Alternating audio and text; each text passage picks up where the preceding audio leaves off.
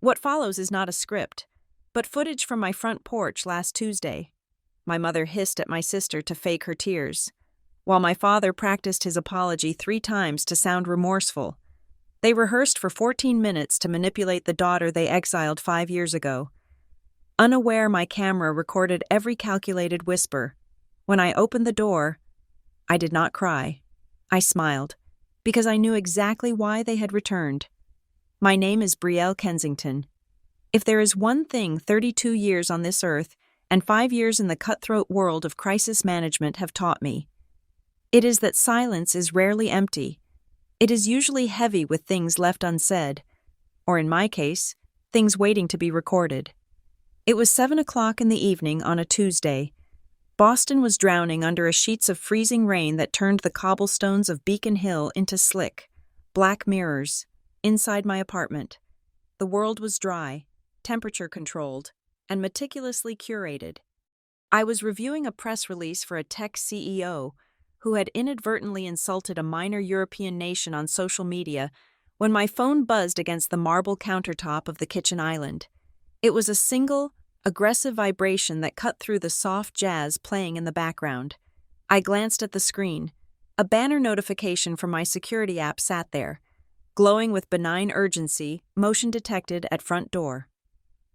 I did not move immediately. I lived in a secure building, the kind with a doorman named Arthur who had been working there since the 90s and knew every resident by the sound of their footsteps. Unannounced guests were a statistical impossibility. I tapped the notification, expecting to see a delivery driver dropping off a package or perhaps a neighbor who had mistaken my door for theirs. The live feed loaded, the high-definition lens adjusting to the low light of the hallway. The image sharpened, and the breath trapped in my throat. Standing on my welcome mat were 3 ghosts. They were wetter, older, and slightly more frantic than the last time I had seen them 5 years ago, but there was no mistaking the Kensington trio. My father, Richard, was wringing his hands, a nervous tic he only displayed when his bank account was low or his public image was threatened. My sister, Serafina, was inspecting her reflection in the darkened glass of my front window. And then there was my mother, Elena, the puppet master herself. Standing with her back to the camera, gesturing wildly. They had not rung the doorbell yet. I set my wineglass down, my movements slow and deliberate. I was not a frightened daughter anymore. I was a strategist observing a hostile takeover attempt. I tapped the unmute button on the screen. The audio feed crackled to life, the advanced microphone on the new Ring camera filtering out the wind and amplifying the voices that had haunted my therapy sessions for half a decade. "Stop slouching, Richard." My mother's voice hissed through the speaker of my phone. It was sharp, distinct, and completely devoid of warmth. "You look like you are waiting for a bus, not asking for forgiveness." "I am cold, Elena," my father muttered. He was wearing his cashmere overcoat, the one that cost more than my first car, but he looked small inside it. "We have been standing here for 10 minutes. Can we just ring the bell?" "Not until Serafina is ready," Elena snapped. She reached out, her manicured fingers aggressively tucking a stray lock of wet blonde hair behind my sister's ear. Then, she did something that made my stomach turn. She used her thumb to smudge the mascara under Serafina's left eye. "There, now you look distressed," Serafina recoiled, slapping our mother's hand away. "Mom, what the hell? This is waterproof." "It looks too perfect," Elena critiqued, stepping back to admire her handiwork like a painter assessing a canvas. "You are supposed to be the prodigal sister, heartbroken and humble. You cannot look like you just stepped out of a salon. You need to look tired but elegant, sad but expensive." "I look like a raccoon," Serafina whined. She looked down at her feet and stomped a heel against my welcome mat. "And my Louboutins are soaked. Do you have any idea how much these cost if that suede is ruined? I swear to God, I am taking it out of Brielle's share." I watched, mesmerized by the audacity, 5 years of silence, and Serafina's first concern was her footwear. "Focus, Serafina," Elena commanded. "Do not ruin this. We need the tears. Real tears, or at least that hyperventilating thing you used to do to get out of gym class. I can't just cry on command. Mom, Serafina huffed, crossing her arms. I need a minute to get into character. You do not have a minute, Elena hissed, her voice dropping an octave, becoming dangerous. We have a schedule. My father cleared his throat, staring at the door as if trying to see through the wood. He began to pace in the small circle the porch allowed. Brielle, he whispered, testing the name, then louder. Brielle, sweetheart, we missed you. He shook his head. No, that sounds too desperate. He lowered his pitch, adding a gravelly texture to his voice. Brielle, we were wrong. We have been so hard on you, and we are sorry. He paused, nodding to himself. Better. That sounds paternal, authoritative yet broken. 3 times, I whispered to the empty room. He practiced it 3 times. It was a masterclass in manipulation. I felt a strange detachment, the kind I felt when watching a CEO lie during a deposition prep. I was analyzing their performance, looking for cracks in the narrative. They were not a family. They were a crisis management team doing a poor job of spinning a story. Richard, fix your tie, Elena ordered. It is crooked. You want to look stable, not chaotic. We are offering her stability. Remember, that is the angle. Come back to the fold, Brielle, where it is safe. I still think we should have brought flowers, Richard mumbled, adjusting the silk knot at his throat. Flowers are cliché. Elena dismissed him. We bring guilt. Guilt is heavier than roses and lasts longer. Serafina let out a groan of frustration. Can we just get this over with? I have a dinner reservation at 9. If she slams the door in our faces, I want to at least make it to the bistro before the kitchen closes. She will not slam the door, Elena said. And for a second, she looked directly at the camera lens, though I knew she could not see me. Her eyes were hard, calculating flints of steel gray. She is desperate for validation. She always was. A few kind words, a fake apology from you two, and she will melt like butter. I don't know. Elena, Richard said, his confidence wavering. She has not answered an email in 5 years. Because she is stubborn, Elena countered. But she is still a Kensington, and Kensingtons do anything for family. She moved closer to Serafina, grabbing her shoulders. Listen to me closely. The goal is the signature. Do not forget why we are standing in this God-forsaken humidity. We need her to sign off on the grandfather's trust fund access before Friday. If we do not get that signature, the audit on Monday is going to bury us. Do you understand? I know. Serafina rolled her eyes. Get the signature. Save the charity. Save my ass. I got it. Not just your ass, Elena hissed. All of us. So put on the face. Now. My hand hovered over the phone screen. There it was. The smoking gun. The motive. It wasn't love. It wasn't regret. It was a deadline. Friday. They needed money. And I was the only ATM they hadn't smashed yet. I acted on instinct. I tapped the save button, downloading the clip directly to my phone's local storage. Then, I uploaded it to my secure cloud server. Within 30 seconds, I had attached the file to an encrypted email addressed to Mark, my attorney and the only man in Boston I trusted with my life. Subject, the Kensington breach, body. Retain this. Do not delete under any circumstances. If I go missing or end up signing anything under duress, this is your Exhibit A. I hit send. The adrenaline was cold in my veins. I stood up. Smoothing down the front of my silk blouse, I caught my reflection in the hallway mirror. My face was pale, but my eyes were clear. There was no moisture in them. The little girl who used to cry in her bedroom because her mother forgot her birthday was gone. In her place stood the woman who had negotiated hostage situations in corporate boardrooms. I walked to the door. I could hear them through the wood now, the muffled sounds of their final preparations. Okay, ready? Elena's voice was muffled. 1, 2, 3, showtime. The doorbell rang. The chime echoed through the penthouse. a cheerful sound that felt grotesque given the context. I waited. 1 second, 2 seconds, 5 seconds. I wanted them to sweat. I wanted them to wonder if I was even home. "Is she there?" I heard Serafina whisper. "Shh," Richard hissed. I unlocked the deadbolt. The click was loud in the silence. I turned the handle and pulled the door open. The gust of cold, damp air hit me first.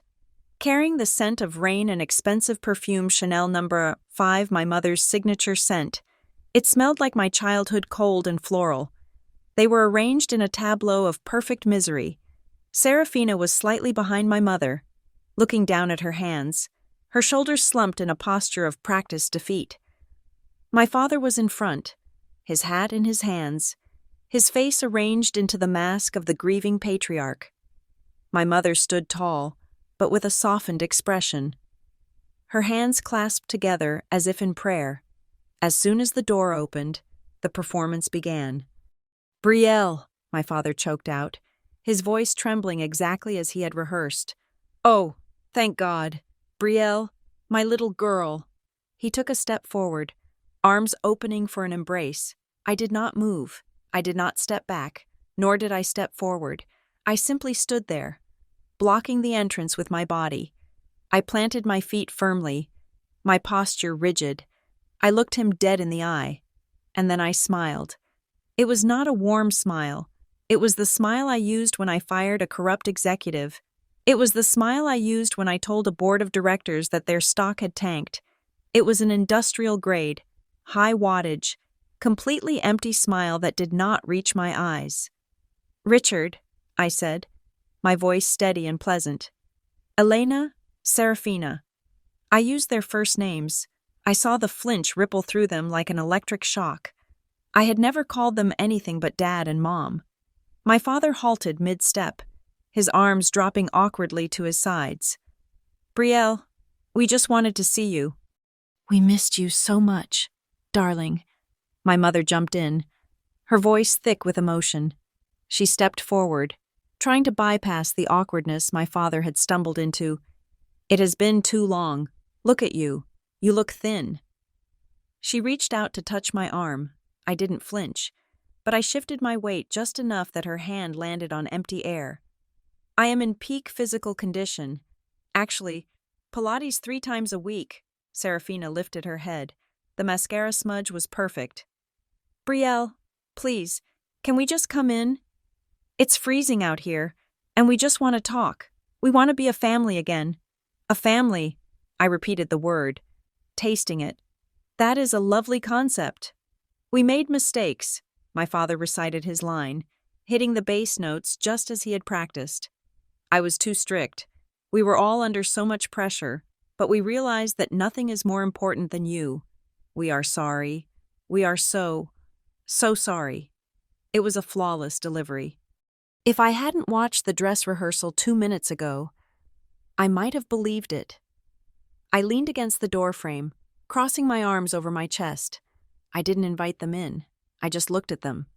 Then, slowly, deliberately, I turned my head and looked at the small, black device mounted on the brickwork beside the doorframe. The Ring camera was glowing with a faint blue ring of light, indicating it was recording. I stared at the camera lens for a long moment, making sure they followed my gaze. Then I looked back at them. "You are soaking wet," I observed, my tone conversational. "It is pouring. Brielle," Serafina snapped, her character slipping for a fraction of a second before she caught herself. "Please, just let us in." 14 minutes, I said softly. My mother frowned, her eyebrows knitting together. "What?" 14 minutes, I repeated, my smile widening just a fraction. "That is how long you stood out here. I was wondering why you didn't ring the bell immediately. I thought perhaps you were admiring the architecture."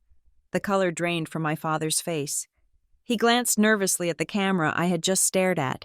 He was not a tech-savvy man, but he understood the concept of surveillance. My mother, however, was faster. Her eyes darted to the camera, then back to me. The sorrowful mask flickered, revealing the predator beneath. She realized I had seen them waiting. She didn't know what I had heard, but she knew the timing was off. "We were nervous," Elena said smoothly, recovering with terrifying speed. "We were gathering the courage to face you. We were afraid you would turn us away." "Gathering courage," I nodded, pretending to consider this. "Is that what you call it? Fixing makeup and checking footwear?" Serafina froze. Her hand went instinctively to the smudge under her eye. "I don't know what you're talking about," Serafina stammered, her voice pitching higher. "Of course not," I said. "Well, since you are here, and since you have gone to such trouble to look, what was the phrase, haggard but chic? You might as well come in." I stepped aside, clearing the path. "But leave the shoes on the mat," I added, looking directly at Serafina's feet. "I would hate for you to ruin my floors. And besides, I heard you were worried about the suede. They will dry better out here." Serafina's mouth opened, her eyes widening in indignation. She wanted to scream. She wanted to curse me out, but she couldn't. She had a role to play. She looked at our mother for guidance. Elena's jaw was tight, but she nodded imperceptibly. "Play along," the nod said. "Get the signature." "Of course," Elena said, her voice strained but polite. "Thank you. Brielle, you are so gracious." They stepped over the threshold, one by one, entering the spider's web. They thought they were the ones spinning the trap, invading my sanctuary to extract their ransom. They had no idea that I had already locked the exits. As my father walked past me, he smelled of damp wool and old desperate lies. "Thank you, honey," he whispered. I didn't answer. I just closed the door behind them, the heavy lock clicking into place with a sound like a prison cell sealing shut. I looked at the camera one last time before the door fully closed, giving it a small, knowing nod. The evidence was safe, the players were on stage, and I was ready to direct the final act. As they moved into my living room, the smell of damp wool and my mother's perfume filled the space, triggering a sensory memory so sharp it almost brought a taste of bile to my throat. Seeing them here, sitting on my Italian leather sofa, did not make me feel nostalgic. It made me feel like an archaeologist looking at the ruins of a civilization that had collapsed under the weight of its own decadence. To understand why I stood there with a glass of water in my hand and ice in my veins, you have to understand the architecture of the Kensington family. For decades, we were the royalty of the Boston boutique hotel scene. The Kensington brand was synonymous with old-world charm, discretion, and velvet rope exclusivity. But I was the only one who knew that behind the mahogany front desks and the marble floors, the foundation was rotting. I was 27 years old, serving as the vice president of operations. I was the one who negotiated with the unions when we could not make payroll. I was the one who restructured the loans with the banks at 3 a.m. I was the structural engineer keeping the building from collapsing. Serafina was the decoration. My sister was 2 years older than me, but she had stopped maturing somewhere around her 16th birthday. She was the golden child, a creature of light and air who was genetically incapable of hearing the word no. She was beautiful in a way that made people forgive her for being vapid.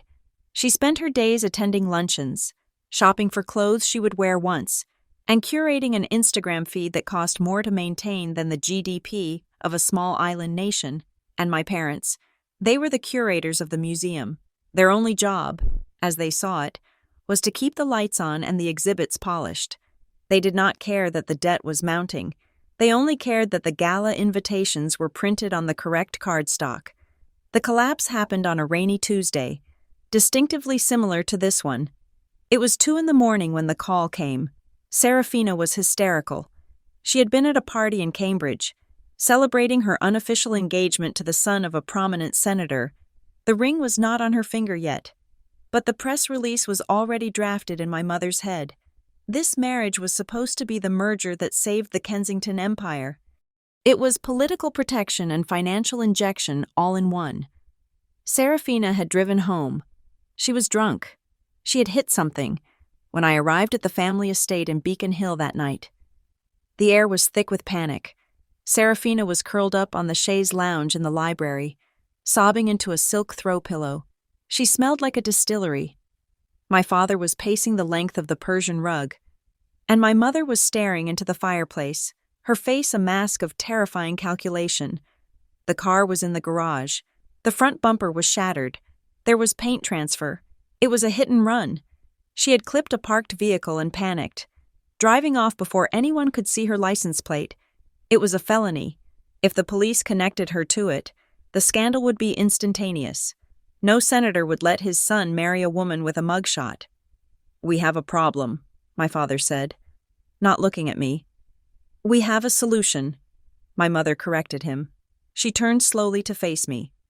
"Brielle, you are the smart one. You are the strong one. You know how to handle things."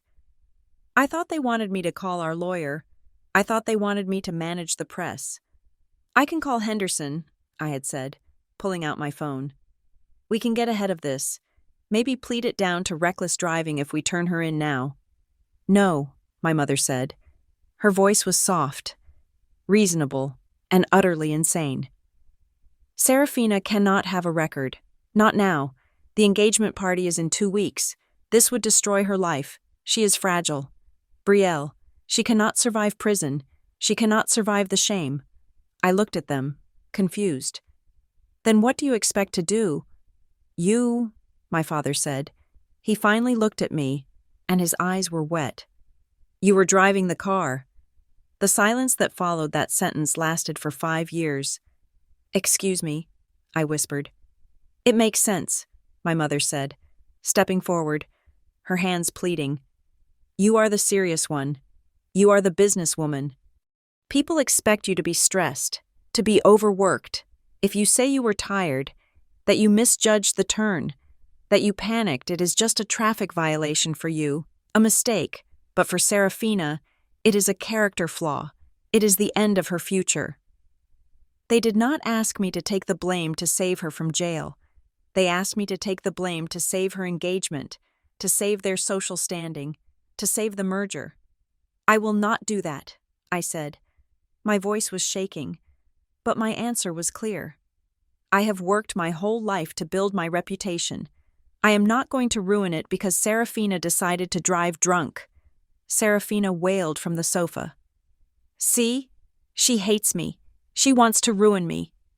My mother's face hardened. The pleading vanished, replaced by the cold, steel resolve of a woman who would burn the world to keep her shoes clean. "We are not asking, Brielle. We are a family. We protect the vulnerable members of the pack. If you do not do this, you are betraying us." "I am betraying you." I laughed, a harsh, jagged sound. "She committed a crime." "It was an accident," my father shouted. "I am not doing it," I said, turning to leave. "Call a lawyer. I am going home." I thought that was the end of it. I thought they would be angry for a month and then move on. I underestimated them. I underestimated how desperate they were to secure that marriage, and how terrified they were of the financial ruin that was nipping at their heels. The next morning, I arrived at the Kensington Hotel's headquarters to find security guards waiting at my office door. They were holding a cardboard box. My access card did not work. My email was deactivated. I was escorted to the conference room where the company lawyer, not our family lawyer, but a corporate shark, was waiting with a stack of documents. My father sat next to him. He did not look up. "We have found irregularities in the accounts," the lawyer said, sliding a file across the table. It was a fabrication. A masterpiece of fiction. They had moved money around, creating a paper trail that suggested I had been siphoning funds from the operating budget for 2 years.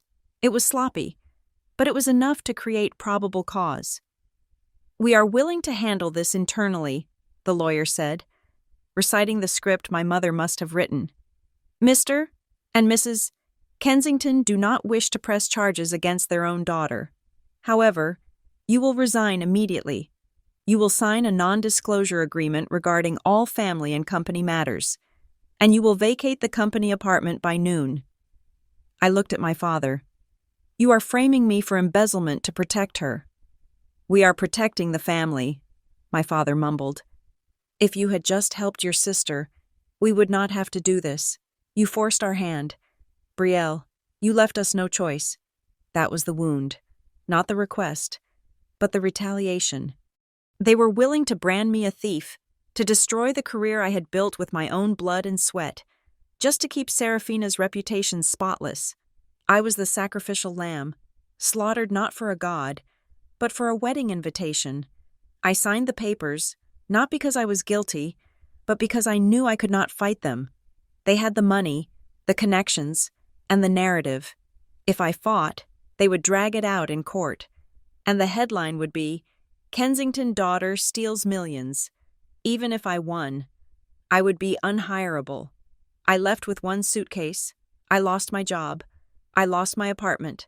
I lost my friends, who quickly chose the side of the charming Serafina and the grieving parents over the disgraced thief.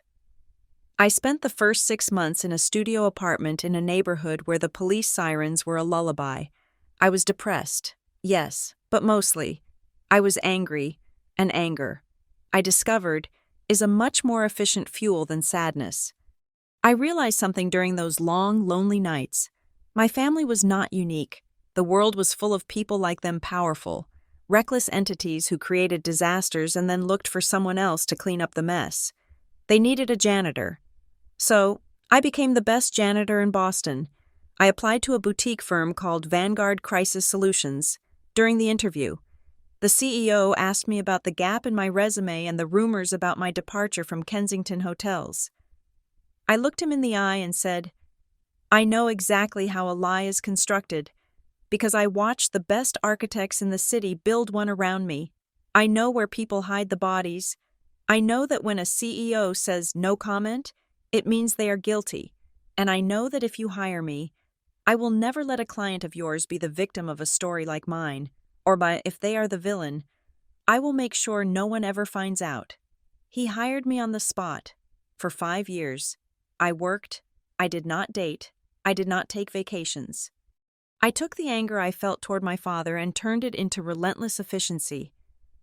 I took the betrayal I felt from my mother and turned it into an ability to detect deception that bordered on the supernatural. I took the jealousy I once felt toward Serafina's easy life and turned it into a weaponized competence. I cleaned up scandals for tech moguls. I managed the fallout of political affairs. I became the person people called when their lives were burning down. The irony was rich. The very skills I was using to become wealthy were forged in the fire of my family's treachery. They had tried to destroy me to save their reputation, but in doing so, they had given me the tools to build a reputation that eclipsed theirs. I watched them from afar. I saw the engagement to the senator's son quietly fall apart 6 months later, apparently. Serafina's charm could not hide her emptiness forever. I saw the reviews of the Kensington hotels decline. I saw the desperation creeping into their social appearances, and I waited. I knew they would come back. Not because they loved me, but because parasites always return to the host when they run out of blood. Standing in my hallway now, looking at the 3 people who had rehearsed their apology in my doorway, I felt the scar tissue over that old wound tighten. It was not painful anymore. It was tough. It was armor. My father was reaching for a glass of water, his hand shaking.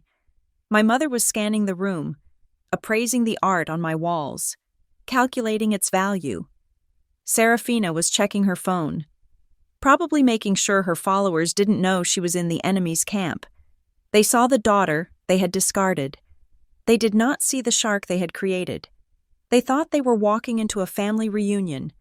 They did not realize they were walking into a boardroom, and I was the chairman of the board. "So," I said, breaking the silence and pulling myself out of the past. "You mentioned you missed me. It has been 5 years, 3 months, and 12 days. That is a lot of missing to catch up on." I sat down in the armchair opposite them. Crossing my legs, I did not offer them a drink. I did not offer them food. I simply watched them, like a scientist observing specimens in a jar. "Let us talk," I said. "And please, do not insult my intelligence. Tell me why you are really here."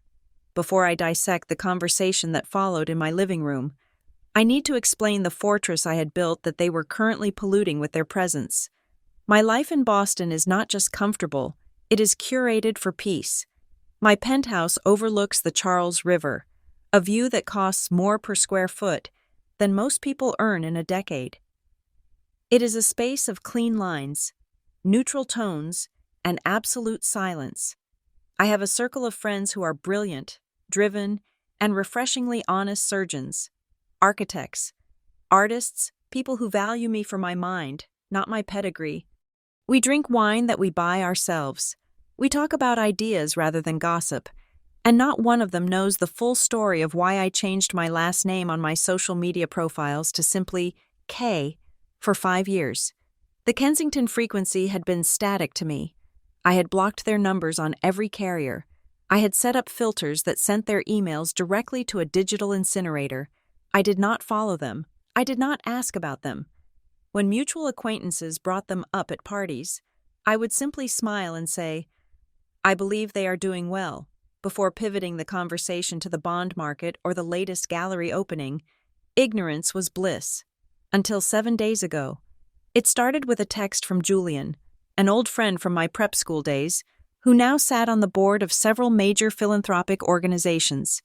He was one of the few people from that world I still spoke to, mostly because he had hated the hypocrisy of Beacon Hill as much as I did.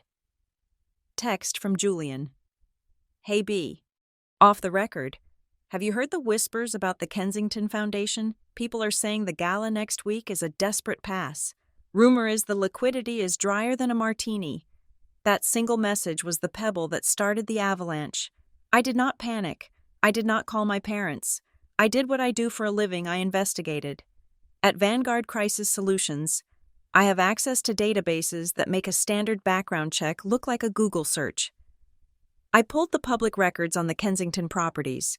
The results were a roadmap to ruin. The flagship hotel in Back Bay heavily leveraged. The summer house in Martha's Vineyard, second mortgage taken out 18 months ago. The brownstone where I grew up. There was a lien on it from a contractor who hadn't been paid for renovations done in 2024. It was a house of cards, and the wind was picking up. But the real story, the one that made me sit up in my ergonomic office chair at 2 a.m, was Serafina. I unblocked her Instagram for the first time in half a decade. It was a hallucinogenic trip of denial. There she was, posing in Dubai, posing in Paris, posing with a new handbag that cost $20,000. Every caption was about blessed and legacy, but I knew how to look closer. I saw that she was tagging brands that weren't sponsoring her. I saw that her exclusive trips were during off-peak seasons. I saw the desperation in the sheer volume of posts 5, 6 times a day trying to scream to the world that she was still relevant. And then I looked at the Kensington Family Charity Foundation. On paper, it was a pillar of the community, funding art programs and historical preservation. But my forensic accounting software flagged anomalies in the 990 tax forms. Administrative costs had ballooned by 300% in 3 years. Consulting fees were being paid to shell companies registered in Delaware. It smelled like embezzlement. It smelled like Serafina. So why me? Why now? If they were drowning, why come to the person they had thrown overboard? I dug deeper into the family trust documents, the ones my grandfather had set up before he died. He was a shrewd man, the only Kensington who actually understood the value of $1. He had set up multiple trusts. The main ones had likely been drained years ago. But there was one, the contingency fund. It was a failsafe, a lockbox containing $2 million in bonds. Grandfather had set it up with a specific clause it could only be accessed with the wet signatures of both Kensington granddaughters after the youngest turned 30. I turned 30 2 years ago. I checked the status of the trust. It was still active. The balance was untouched. $2 million. It wasn't enough to save their empire, but it was enough to plug a hole. It was enough to pay off a creditor, or perhaps hide a deficit before an audit. The realization hit me with the force of a physical blow. They didn't miss me. They didn't want a reunion. They wanted a cosigner. They needed my hand to hold a pen, not to hold theirs. The deadline Julian mentioned, the gala next week, wasn't just a party. It was likely when they needed to present their financials to the board or donors. They were scrambling. They were terrified. And they were coming for the only liquidity they had left. Armed with this knowledge, I had watched their little performance on my porch with a sense of grim satisfaction. I wasn't guessing anymore. I knew the script. I knew the stakes. Which brings us back to the present moment. I looked at my mother, who was currently running a critical eye over my minimalist decor, probably wondering why I didn't have more gold leaf on the ceiling. I looked at my father, who was still wearing his coat because he was too nervous to take it off, and I looked at Serafina, who was vibrating with the effort of not checking her phone. "So," I said again, letting the silence stretch until it became uncomfortable. "The trust fund, the one grandfather set up, the contingency fund." The reaction was microscopic, but to a trained eye, it was as loud as a gunshot. My father blinked rapidly. Serafina's hand froze halfway to her hair. My mother's pupils contracted. "What?" Elena asked, a little too quickly. "Why on earth would you bring up money at a time like this? We are here to heal. Brielle, not to discuss finances." "Cut the crap." "Mother," I said, leaning back and resting my chin on my hand. "I know you are broke. I know the hotels are leveraged, and I know you need my signature to access the $2 million in the contingency fund. So let us skip the 'we missed you' part and get to the negotiation." My father let out a strangled noise that might have been a sob or a cough. "Broke, we are not broke. We are having liquidity challenges." "Richard," Elena snapped. Silencing him, she turned her gaze on me, dropping the warm mother act. Her face settled into the cold, transactional expression I remembered so well. "You have been busy." "I am a professional," I said. "I do my homework. You want the $2 million. Why, to pay off the renovation debt? Or is Serafina in trouble again?" "It is not for me," Serafina shouted, jumping up. "I don't need your money. I have my own brand." "Sit down, Serafina," I said, not raising my voice. "You are ruining the feng shui." She sat, fuming. "We need the money for the foundation," Elena said, her voice steady. "There is a temporary shortfall, an accounting error. We need to balance the books before the gala next Saturday. It is just a bridge loan. Effectively, we will pay it back into the trust within 6 months." "An accounting error," I repeated. "Is that what we are calling embezzlement these days?" "Do not use that word," my father whispered, looking around as if the police were hiding behind my curtains. "It is the correct legal term." "Richard," I said. "So, let me get this straight. You want me to sign over my half of the inheritance money that grandfather left for emergencies, not for incompetence, so you can cover up a crime. And in exchange, I get what a hug." Elena smoothed her skirt. "We are offering you a way back. Brielle, we are offering to restore your name. If you help us with this, we will publicly welcome you back at the gala. We will announce that the misunderstanding 5 years ago has been resolved. You can be a Kensington again." I laughed. I couldn't help it. It was a genuine belly laugh that echoed off the high ceilings. "You think I want to be a Kensington again?" I wiped a tear from my eye. "Mother, being a Kensington is a liability. I have built a name that actually means something. I don't need your validation. I don't need your social circle." "Everyone needs family," my father said, his voice weak. "We are getting old. Brielle, we don't want to fight anymore." I looked at him. He did look old. He looked tired and defeated. For a second, a tiny part of me felt a twinge of pity. But then I remembered the 14 minutes on the porch. Make it sound authoritative yet broken. "I will tell you what," I said, standing up. "I will think about it." They looked up, surprised. They had expected a hard no. "You will?" Serafina asked, suspicious. "I will come to your gala," I said. "I want to see this family reunion you are promising. If you can convince me, on that night, that you are actually sorry, that you are actually capable of honesty, then maybe I will sign." Elena's eyes narrowed. She was assessing the risk. "You will come to the hotel." "Yes," I said. "I will be there. Front row." And you will sign, she pressed. I said maybe, I corrected. Convince me. Mother, give the performance of your life. Elena stood up. She nodded once. Fine. Saturday night, 7 o'clock. Do not be late. And wear something appropriate. Not whatever this is. She gestured vaguely at my tailored trousers and silk blouse, which cost more than her entire outfit combined. I will wear exactly what I want, I said. They left as quickly as they had come. No hugs, no warm goodbyes, just a tactical retreat. As the door closed behind them, I walked over to the security panel and locked it. Then I pulled out my phone and dialed a number I had already queued up. Mark, I said when he answered. It is me. They took the bait. I am going to the gala. Are you sure about this? Brielle? Mark asked. You know they are going to try to trap you. I am counting on it, I said, staring at the empty space where they had been sitting. They think they are inviting a sheep to the slaughter. They have no idea they just invited the butcher. I walked to the window and looked out at the rain-soaked city.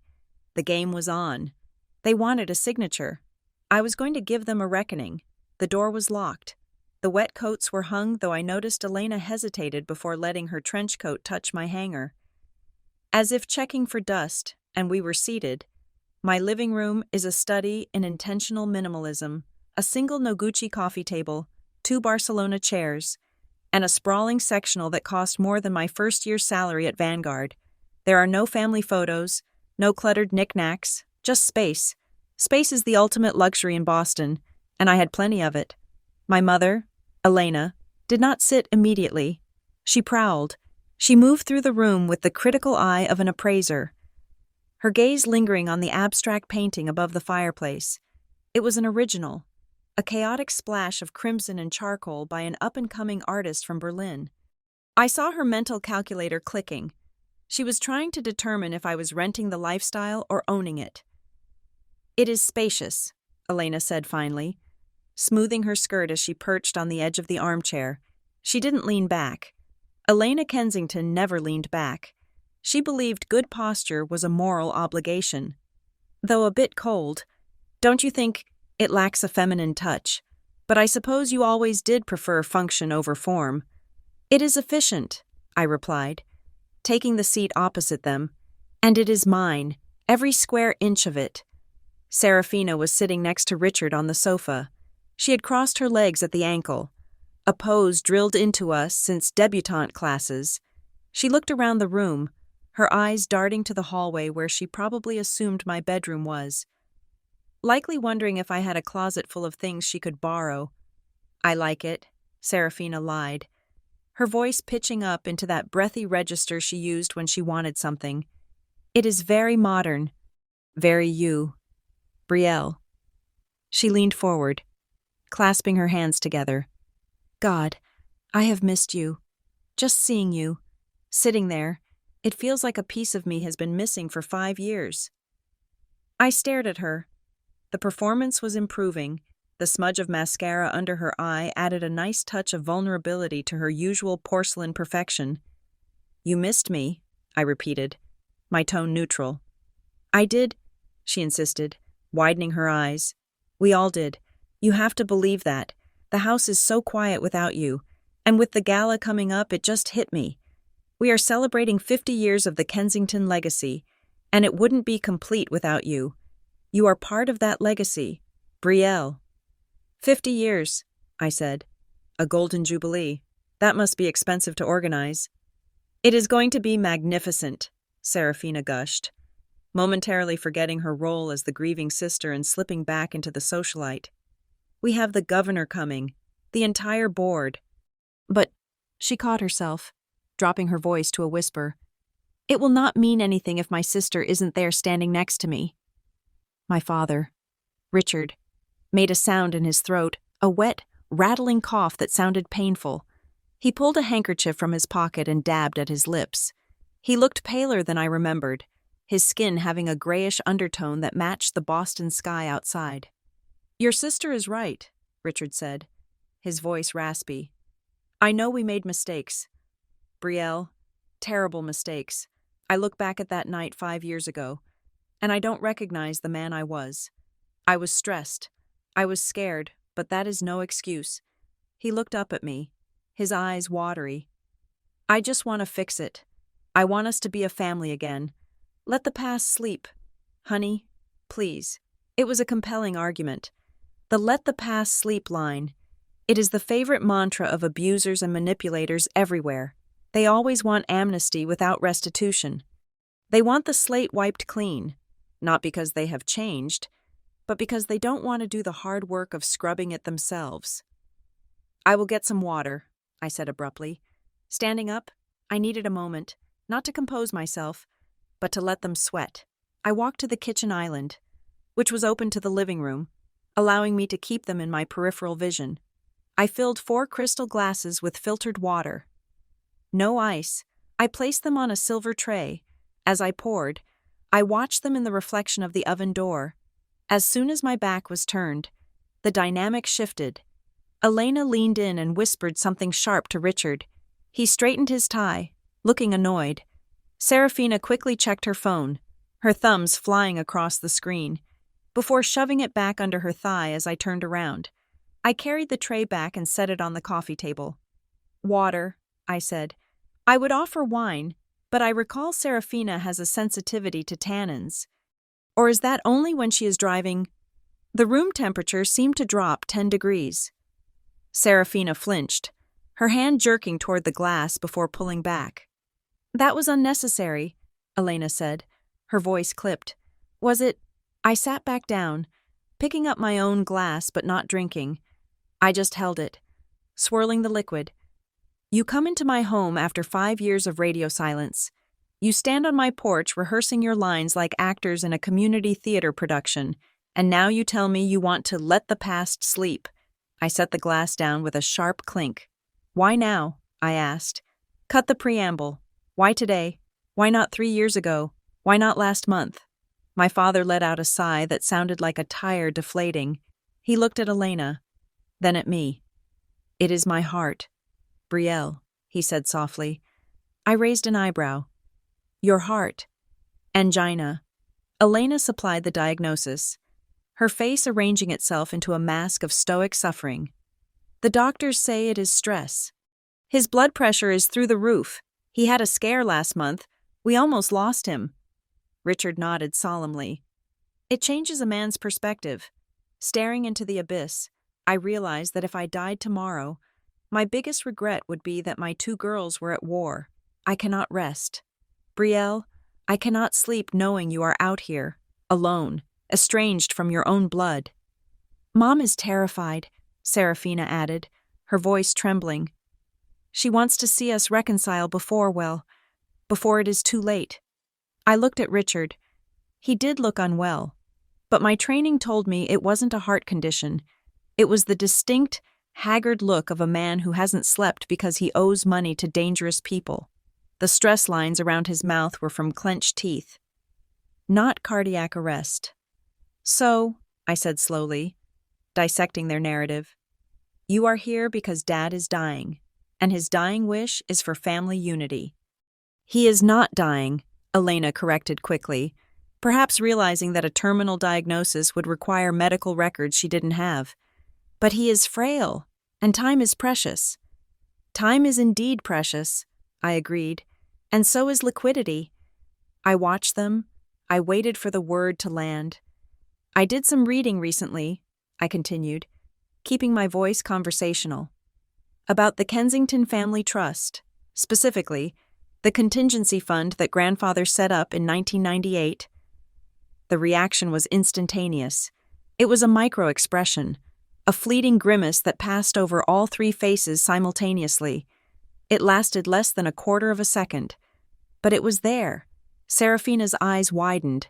Richard's hand twitched on his knee. Elena's lips thinned into a razor-sharp line.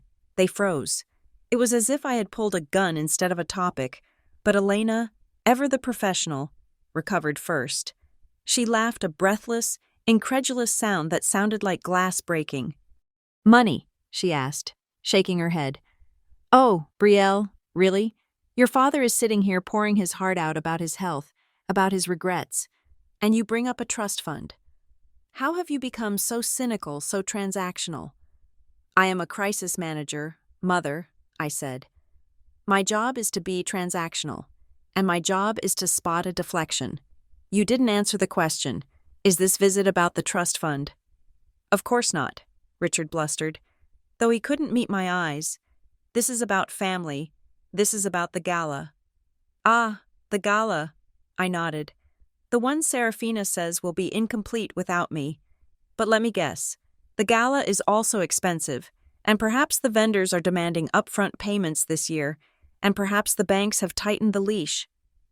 Serafina stood up, her face flushing red. You think everything is about money because that is all you have. Brielle, you sit here in your cold apartment with your expensive furniture, but you are alone. We came here to offer you a way back. A way back to what? I asked. To be the scapegoat. To be a daughter, Elena snapped. She took a deep breath. Composing herself, she realized that aggression wouldn't work. She needed to change tactics. She leaned forward, her voice softening, becoming almost hypnotic. Brielle, listen to me. We know we hurt you. We know the accident was handled poorly. We were protecting Serafina. Yes, but we thought you were strong enough to handle it, and you were, look at you. You survived. I thrived, I corrected. Exactly, Elena said. You thrived, but at what cost? You are isolated. We want to fix this publicly. That is why we are inviting you to the gala, not just to attend. We want to honor you. I tilted my head. Honor me. We want to bring you up on stage, Richard said, eagerly latching on to the new narrative. Saturday night, 7 o'clock, in front of the senator, the governor, all of Boston. We want to publicly apologize. We want to announce that you are rejoining the board. We want to clear your name. Brielle, once and for all. A public apology, I mused. That is rare. It is the least we can do, Serafina said, though I could see the muscles in her jaw working. She hated this. She hated the idea of sharing the spotlight, but she knew it was the bait I was supposed to swallow.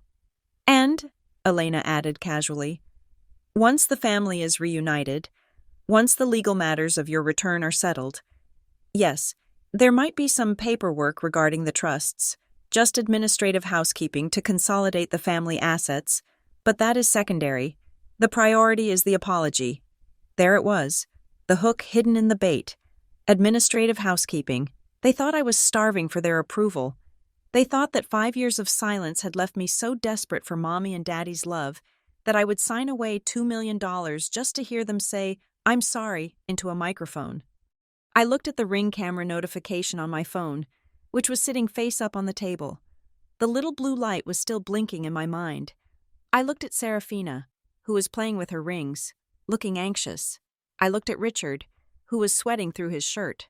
I looked at Elena, who was watching me with the intensity of a cobra waiting to strike. I knew exactly what their plan was. Get me to the gala, get me on stage, get the photo op, then corner me in a back room with a stack of papers and a sob story, or perhaps a threat, and force me to sign the release for the trust fund. They needed the money by Monday to prevent an audit or a bankruptcy filing. Saturday night was their deadline. I smiled. It was a slow, deliberate curving of my lips. It wasn't the industrial smile I had used at the door. It was something darker. It was the smile of a chess player who sees mate in 3. A public apology, I said softly. That sounds intriguing. So you will come, Richard asked, hope flaring in his eyes. I have not been to the Kensington Hotel in a long time, I said. I wonder if the ballroom still looks the same. It is beautiful, Serafina said quickly. We redecorated, gold and cream. You will love it. And you promise, I said, locking eyes with Elena, that you will tell the truth to everyone. We will tell them everything they need to hear, Elena said carefully. We will say that the family is whole again. It was a non-answer, a politician's answer, but it was enough for me. All right, I said. I will be there. The relief in the room was palpable. It was physical. Shoulders dropped. Breath was released. They thought they had won. They thought the difficult Brielle had finally capitulated. "That is wonderful," Elena said, standing up briskly. The business was concluded. She had no interest in lingering. "Saturday, 7 o'clock, the VIP entrance. We will have a dress waiting for you if you need one." "I have my own clothes. Thank you," I said, standing as well. "Good," Richard said, patting my shoulder awkwardly as he passed. "I am so glad. Brielle, really, this saves us." He didn't realize he had said the quiet part out loud. "This saves us, not this heals us." "I am sure it does," I said. I walked them to the door. Serafina paused on the threshold, looking at my shoes, my simple, practical, yet incredibly expensive Italian loafers. "Wear something nice, Brielle," she whispered. "Don't embarrass us." "I wouldn't dream of it," I replied. "I intend to be the most memorable thing about the evening." I closed the door. I listened to the lock click. I stood there for a long moment, listening to their footsteps retreating down the hallway. I could hear Serafina's voice, muffled but audible. God, that was exhausting. "Do you think she bought it?" "She is coming." Elena's voice floated back. "That is all that matters. Get the papers ready for Saturday." I walked back to the coffee table. I picked up the glass of water Elena had left untouched. I held it up to the light. It was perfectly clear, perfectly pure. "Saturday," I whispered to the empty room. 7 o'clock. I pulled out my phone and opened the calendar app. I typed in one entry for Saturday night showtime. Then I called Mark. "They just left," I said, my voice vibrating with a cold, electric energy. "They offered a public apology." "And?" Mark asked. "And I accepted." I said, "Start the clock. Mark, I want the dossier on the charity's financials ready by Friday, and get me everything you have on Serafina's Cayman's accounts. If they want a show, I am going to give them a blockbuster." "Brielle," Mark warned. "Be careful. A cornered animal bites." "I know," I said, looking at the reflection of my own eyes in the darkened window. But they forgot one thing. "Mark, I am not the animal in this scenario. I am the trap." The moment the elevator doors slid shut, sealing my parents and sister inside their metal box of denial, the silence in my penthouse returned. It was not the empty silence of loneliness, but the charged silence of a war room before the first strike. I did not sit down to process my emotions. I did not pour a glass of wine to soothe my nerves. I walked directly to my home office, a room that looked more like a command center than a study. And I dialed Mark. Mark was technically the director of forensic accounting at Vanguard Crisis Solutions, but that title was a polite euphemism.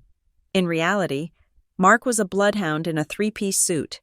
He was a former federal investigator who had left the bureau because the red tape moved too slowly for his liking. We had worked together for 5 years. He knew where the bodies were buried because, usually, we were the ones digging them up or reburying them for our clients. "Tell me you did not just let them into your apartment," Mark said the moment he picked up. He did not say hello. He had access to my building's security logs. "They are gone," I said, putting the phone on speaker and pulling up the encrypted server on my dual monitors. "And they took the bait. I agreed to the gala. I agreed to the public apology." "You are playing with fire, Brielle," Mark warned. His voice was gravelly, the sound of a man who had seen too much human greed. "These people are desperate. Desperate people do irrational things." "They are not irrational," I corrected him, typing in my passcodes. "They are predictable. They need the signature for the contingency trust. That is the objective. I need to know why the need is so urgent. I know about the debts, Mark, but a few mortgages do not make a family like mine crawl. There is something else, something immediate."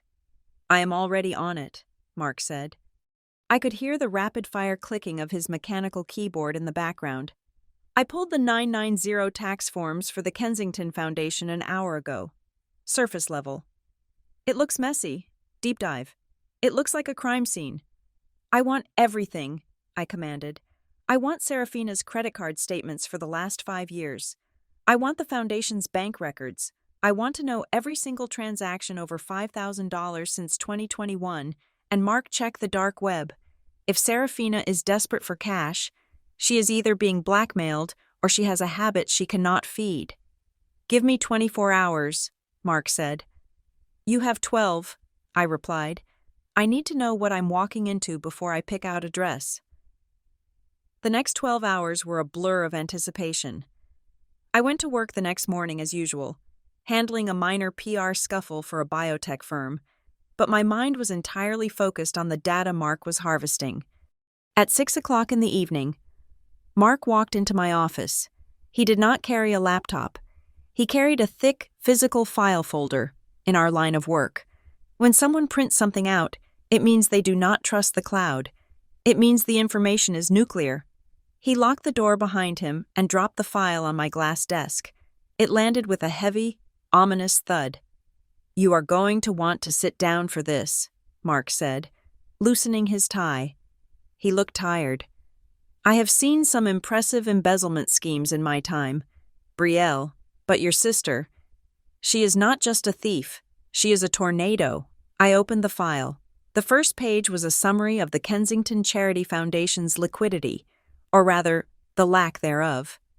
The foundation is empty, Mark stated flatly. Technically, it has $42.50 in the operating account.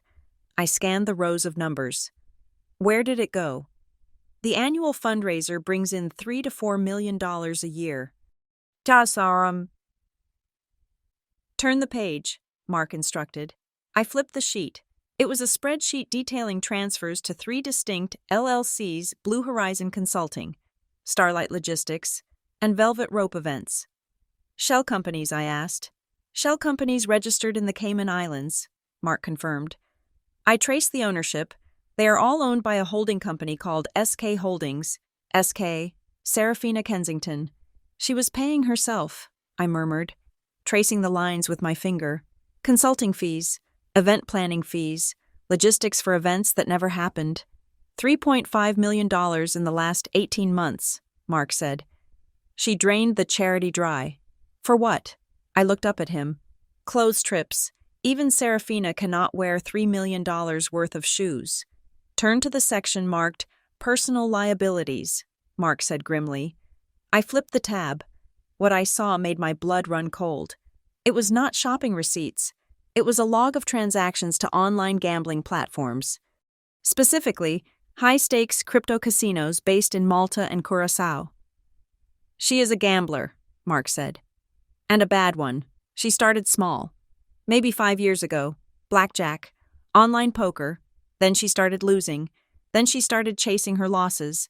She bet big on sports. She bet on futures. She lost it all. Brielle, she burned through her own trust fund. Then she started siphoning from the charity to cover the debts.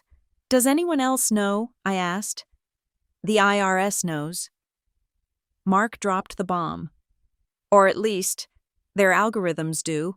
I found a flagged notification in the Foundation's digital correspondence. The IRS has scheduled a field audit for next Monday at 9 in the morning.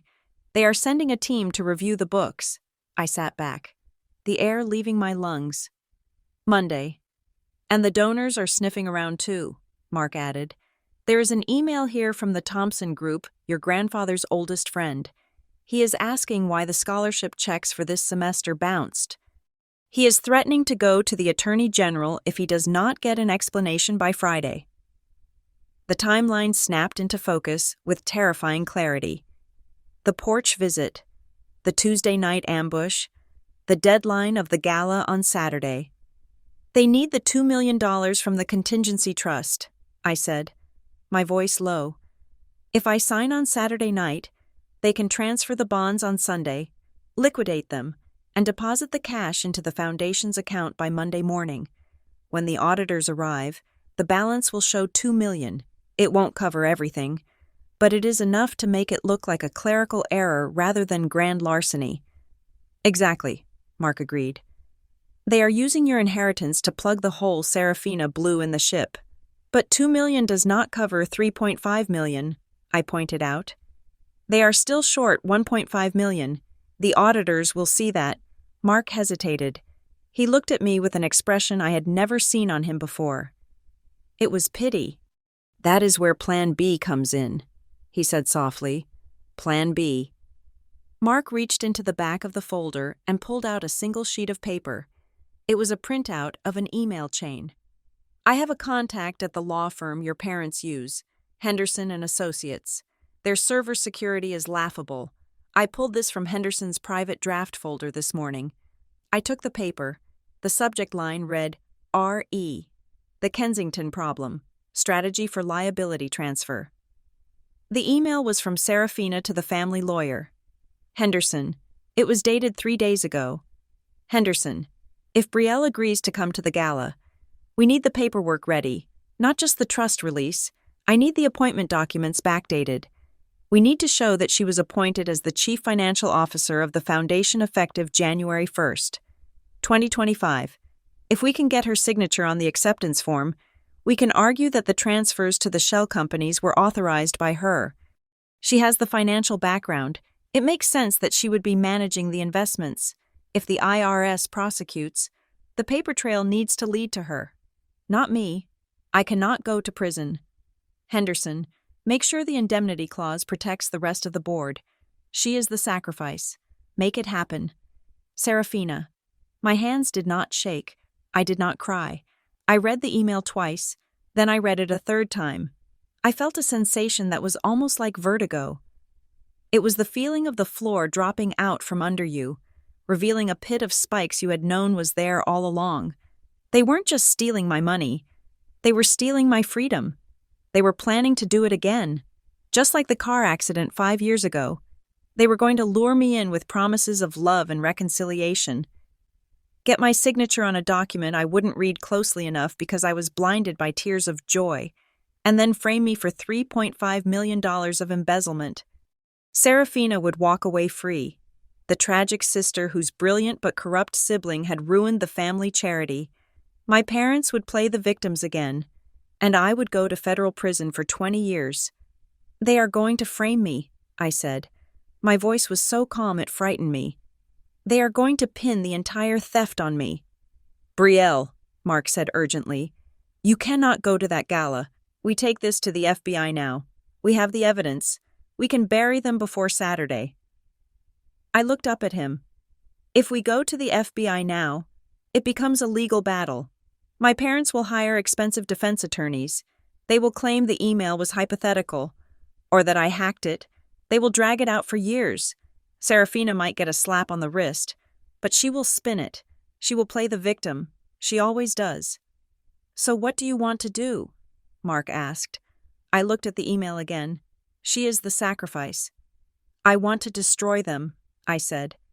Not in a courtroom where the public cannot see. I want to destroy them on their own stage. They want a show. They want a Kensington family moment. I am going to give them one. I stood up and walked to the window. Looking out at the Boston skyline, the city looked different now. It looked like a hunting ground. Mark, I said, turning back to him, I need you to contact that hacker group you used for the energetic breach last year, the White Hats. Why, Mark asked. Wary. Because the gala is at the Kensington Hotel, I said. And the Kensington Hotel uses a centralized audio-visual system for their ballroom. I want full control of that system by Saturday night. I want the microphone, the projector, the lighting, everything. You are going to hijack the event, Mark realized, a slow grin spreading across his face. And I need you to find Mr. Thompson, I added. The donor who is threatening them. He was my grandfather's best friend. He is an honorable man. If I show him this file, he will help us. He will be furious, Mark noted. Good, I said. I need righteous anger. I need a witness who cannot be bought. I picked up the file and held it to my chest. It felt heavy, like a weapon. They think they are inviting a sheep to the slaughter. I repeated my words from the night before. But this time, They carried the weight of absolute certainty, but they forgot that I am the one who designs the slaughterhouse. I looked at the email from Serafina one last time. I cannot go to prison. Oh, Serafina, I whispered to the paper. You have no idea where you are going. I looked at Mark. Get the hacker, get Thompson, and Mark book a table for one at the gala. You are going to want a front row seat for this. Friday morning arrived with the sharpness of a guillotine blade. The air in Boston was crisp, the sky a deceptive, innocent blue that betrayed the storm brewing on my hard drive. I had spent the last 72 hours operating on 4 hours of sleep and an unhealthy amount of espresso, but I did not feel tired. I felt electrified. My first stop was not my office, but a boutique on Newbury Street that required an appointment just to look at the window display. For the past 5 years, my wardrobe had been a suit of armor made of charcoal, navy, and black. I dressed to be taken seriously. I dressed to blend into the shadows of boardrooms, to be the invisible hand that fixed problems without drawing attention to the mechanic. But tonight, I did not want to be invisible. I need something loud, I told the stylist. A woman named Coco who had known me since my debutante days and who possessed the discretion of a priest.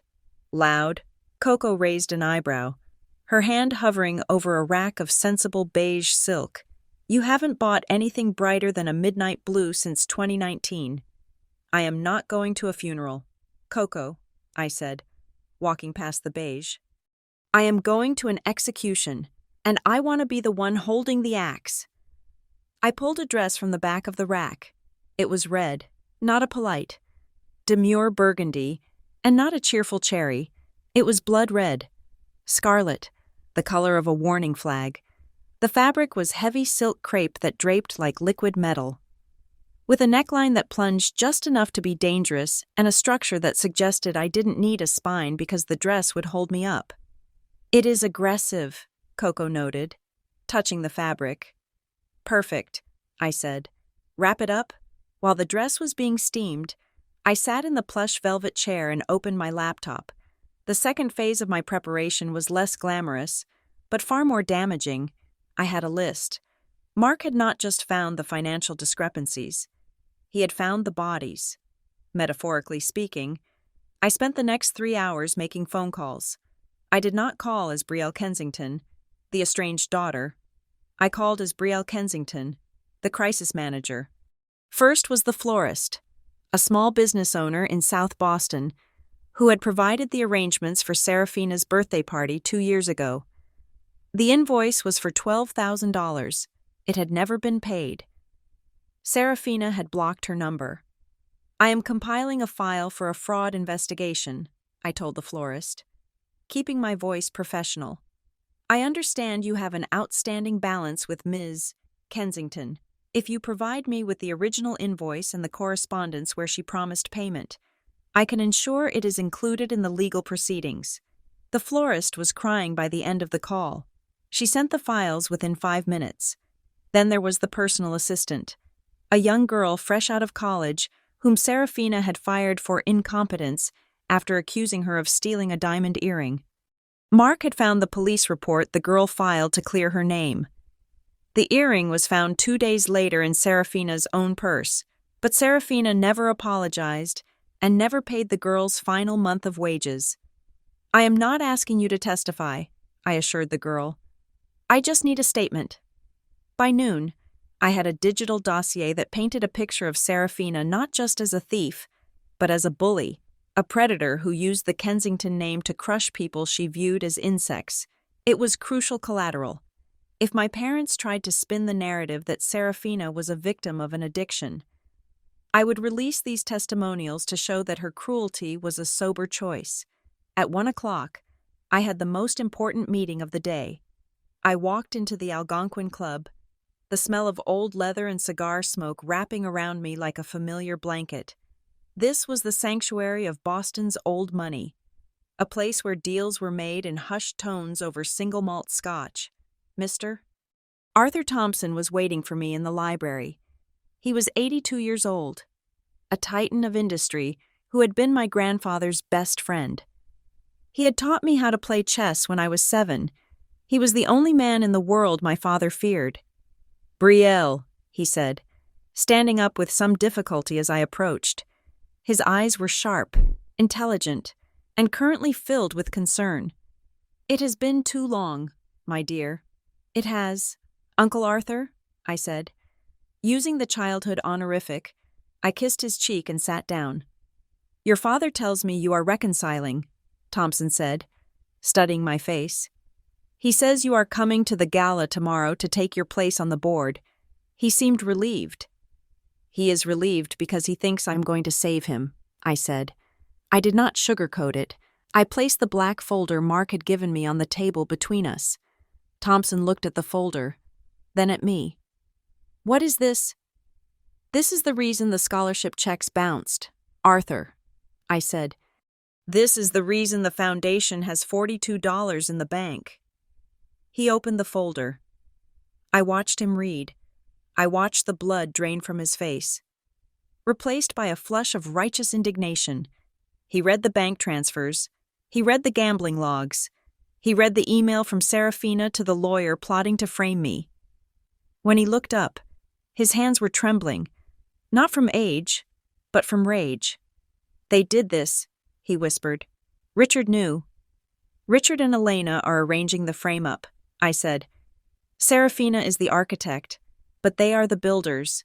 They invited me to the gala to sign documents that will make me retroactively responsible for this theft.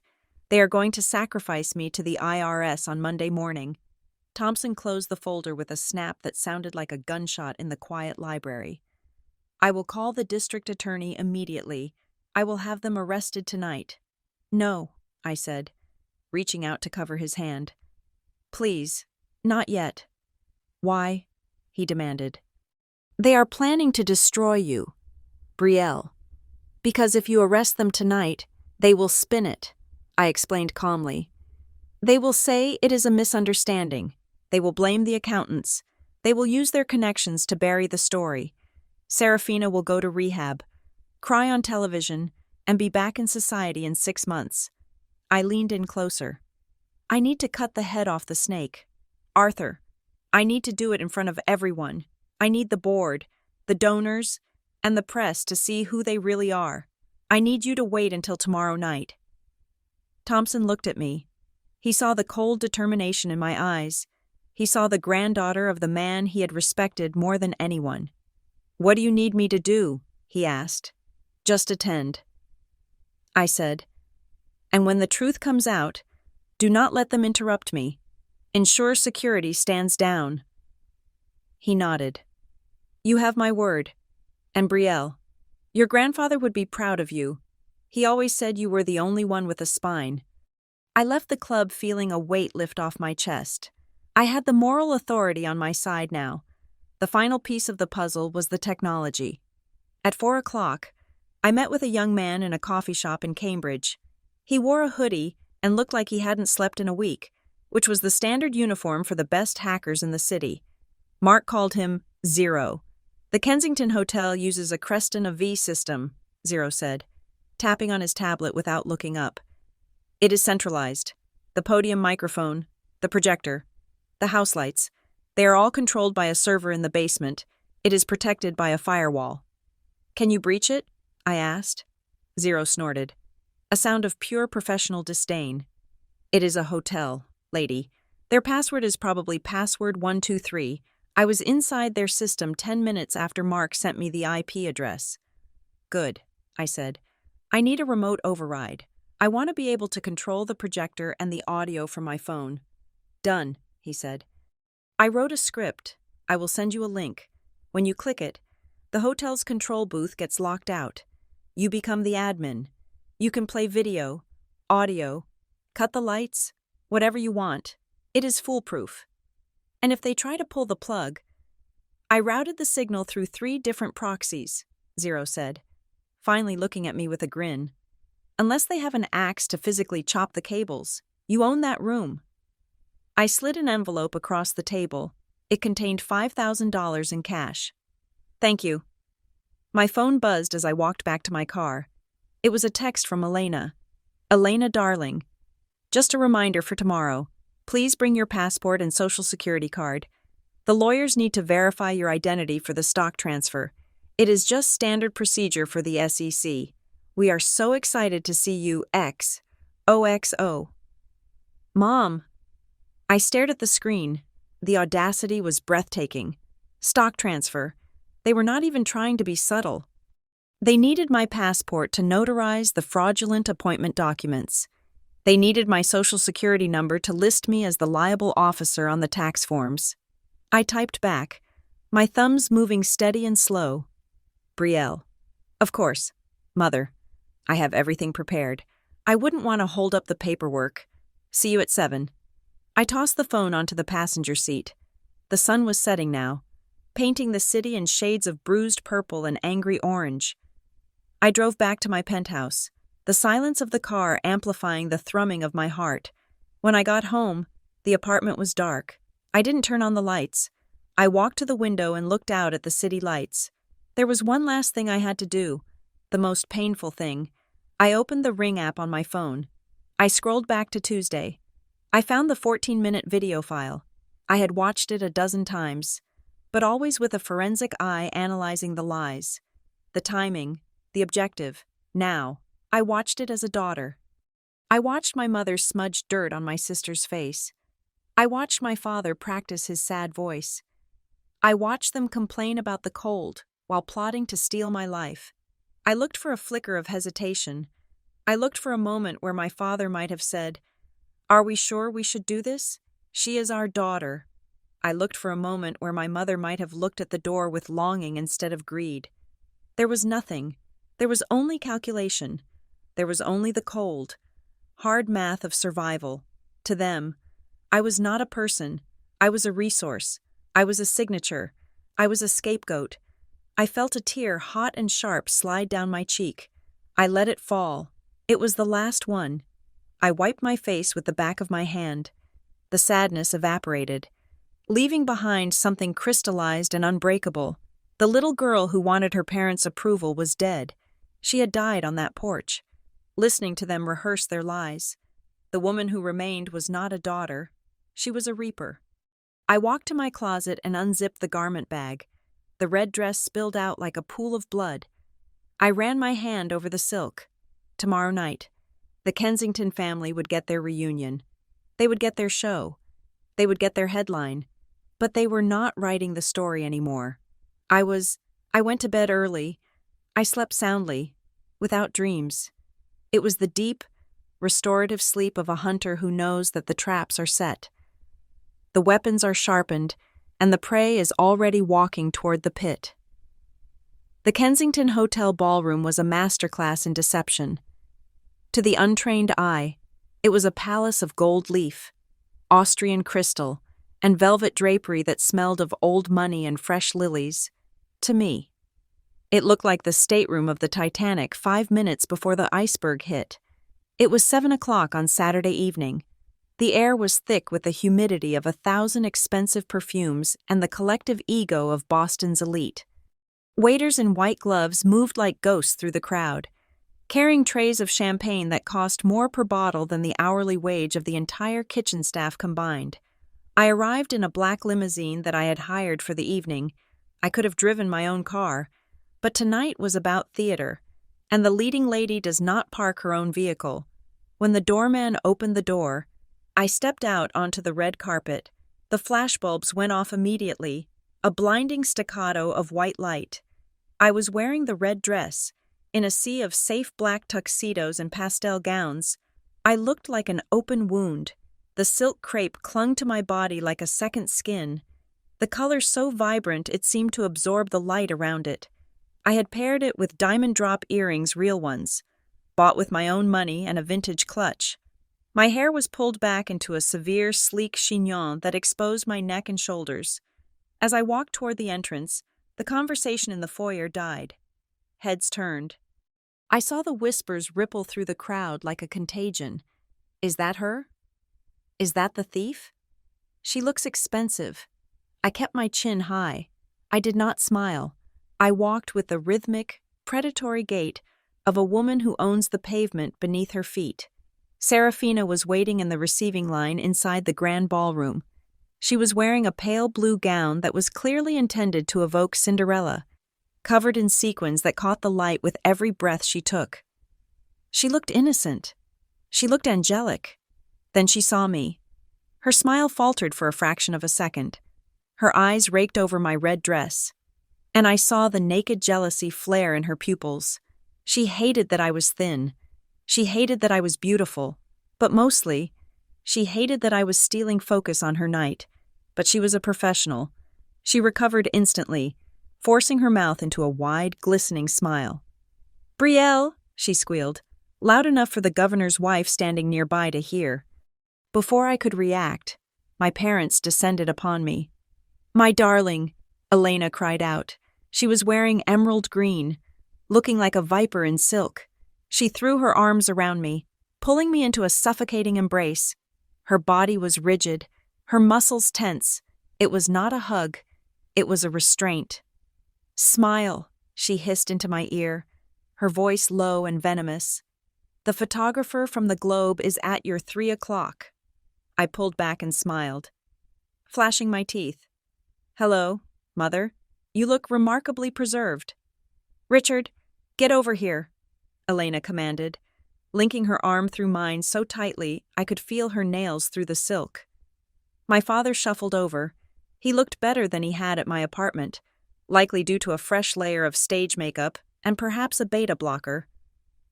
He placed a heavy hand on my shoulder. "The prodigal daughter returns," Richard boomed, playing to the crowd. The cameras clicked furiously. Click, click, click, capturing the lie, the loving family, the reconciliation. Tomorrow, this photo would be on the society pages with a caption about forgiveness. Tonight, it made my skin crawl. "We need to talk," Serafina whispered. Appearing at my elbow, she grabbed my other arm, her grip surprisingly strong. "Now, before the speeches start." "I haven't even had a drink yet," I demurred. "There is champagne in the VIP room," she said, pulling me toward a discreet side door. "Come on, we have a schedule." They marched me into the VIP holding room like a prisoner transfer. It was a small, opulent parlor off the main ballroom, lined with mirrors and filled with oversized floral arrangements. As soon as the door clicked shut, the smiles vanished. The temperature in the room seemed to drop 20 degrees. Elena released my arm and smoothed her dress, checking her reflection in the mirror. Richard went straight for the decanter of scotch on the sidebar. Serafina wasted no time.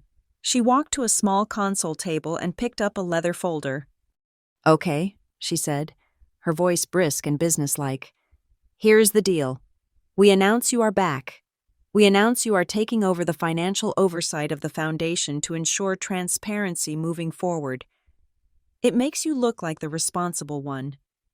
She shoved the folder into my hands. "I need you to sign these. It is just the acceptance of the board appointment and the authorization to consolidate the trust assets. Standard legal jargon." I opened the folder. I didn't need to read it to know what it was, but I made a show of scanning the pages. It was a masterpiece of entrapment. Buried in the dense paragraphs of legalese were clauses that appointed me as the chief financial officer effective from the beginning of the previous fiscal year. Another clause accepted full personal liability for all prior and current financial discrepancies in exchange for board voting rights. If I signed this, I was confessing to her crimes. "This seems very comprehensive," I said, looking up at them. I kept my face blank, wide-eyed. "It is just a formality," Richard said from the corner, downing his scotch. "Henderson said it is the fastest way to get the trust funds released so we can stabilize the accounts. We are doing you a favor, Brielle," Elena added, turning from the mirror.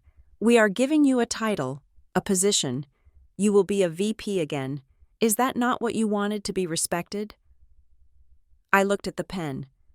Serafina was holding out to me. It was a Mont Blanc, heavy, expensive. "I will sign it," I said. Serafina let out a breath she had been holding. "Great. Sign here. And here." But, I interrupted, pulling the folder back, not in here. What? Serafina snapped. Why not? Because, I said, batting my eyelashes with a look of feigned insecurity. If I sign this now, how do I know you will actually go through with the public apology? How do I know you won't just take the papers and leave me sitting at a table in the back? We wouldn't do that, Richard said, looking offended. I need to be sure, I said, my voice trembling slightly, a touch of performance art I was particularly proud of. I want to hear the words first. I want to stand on that stage, hear you apologize to me in front of the governor, and then I will sign. I will sign it right there on the podium. It will be symbolic. The moment the family is truly united. I looked at Elena. Think of the optics. Mother, me, signing the commitment to the family right after the apology. The press will eat it up. It is dramatic. It is emotional. Elena considered this. She looked at Richard, then at Serafina. I could see the gears turning. She liked the drama. She liked the idea of a public spectacle. And mostly, she thought I was an idiot who was desperate for a moment of glory. It is risky, Serafina muttered. What if she changes her mind? I brought my notary stamp, I lied. I am ready. I just need to feel loved. Serafina, is that so hard to understand? Elena nodded decisively. Fine, we do it your way. Serafina gives the speech. She invites you up. She apologizes. Then you sign. Then we pose for the final photo. Agreed, I said. Good, Serafina said, checking her watch. I am on in 5 minutes. Fix your lipstick. Brielle, you look pale. She turned and headed for the door. Elena and Richard followed. Coming, darling, Elena called back. I just need to use the ladies' room, I said, placing my clutch on the console table. I will meet you out there. Save me a seat in the front row. Do not be late, Elena warned. They walked out. I waited until the door was almost closed. Then I slipped into the adjoining private bathroom. But I didn't close the bathroom door fully. I stood in the shadows. I heard the main door to the VIP room click shut, but then I heard it open again immediately. Serafina had forgotten her phone on the table. I held my breath. Through the earpiece I had inserted into my left ear hidden by my hair, I heard the audio feed from the bug I had sewn into the lining of my clutch, which was sitting innocently on the table next to Serafina's phone. She is so pathetic, Serafina's voice came through, crystal clear. Did you see her eyes? I just need to feel loved. God, it makes me want to vomit. Focus, Elena's voice replied. She must have stepped back in with Serafina. Is the document ready? Yes, Serafina whispered. Once she signs that on stage, we are clear. The liability transfers to her. The IRS eats her alive on Monday. And after she signs, Serafina asked, do we have to sit with her through dinner? Heavens no. Elena scoffed. Once the signature is dry, security will escort her out. We will tell the guests she was overcome with emotion and needed to rest. I don't want her ruining the aesthetic of the head table. Can we kick her out as soon as she signs? Serafina switched to Vietnamese, a language she thought I had forgotten, or perhaps she just used it when she wanted to be extra vile. We had a Vietnamese nanny growing up. Serafina had picked up the curses. I had picked up the grammar. Yes, Elena replied. Immediately. Good, Serafina said. I hate that red dress. She looks like a whore. The door clicked shut for the final time. I stood in the bathroom for a moment. I wasn't hurt. I wasn't shocked. I felt a cold, hard sense of validation. They were exactly who I thought they were. There was no misunderstanding. There was no gray area. They were monsters. And I was the hunter. I walked out of the bathroom, retrieved my clutch from the table, and checked my phone.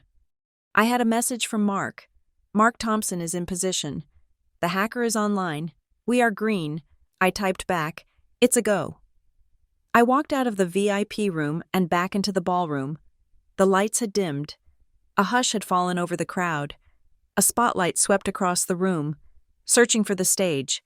I made my way to the front. There was a round table right next to the stage table 1. My parents were already seated there, looking solemn and expectant. There was an empty chair next to Richard. I slid into the seat. "Just in time," Richard whispered, patting my hand. His palm was sweaty. "I wouldn't miss this for the world," I whispered back. The music swelled, a generic, inspirational orchestral piece. Serafina walked onto the stage. She looked radiant in the spotlight, the picture of grace and humility. She adjusted the microphone, looking out at the audience with wide, shimmering eyes. "Good evening, everyone," Serafina began, her voice trembling with practiced emotion. "Thank you all for being here to celebrate 50 years of the Kensington legacy. It is a legacy of service, of community, of family." She paused, looking down at her feet, then slowly lifting her head to look directly at me. "But no family is perfect," she continued. "We have all faced storms. We have all made mistakes. 5 years ago, my family was broken. My beloved sister, Brielle." She gestured to me. The spotlight swung around, blinding me for a second. The audience applauded politely.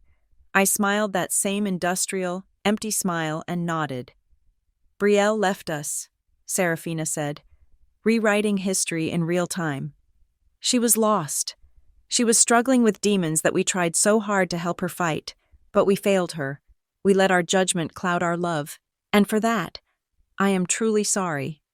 A murmur of sympathy went through the crowd. "Oh, look, she is taking the high road. She is forgiving the troubled sister." "Tonight," Serafina's voice grew stronger, "is about forgiveness. It is about second chances. It is about welcoming a lost sheep back into the fold. Brielle, we want you to know that no matter what you have done, no matter the mistakes of the past, you are a Kensington, and we forgive you. We forgive you."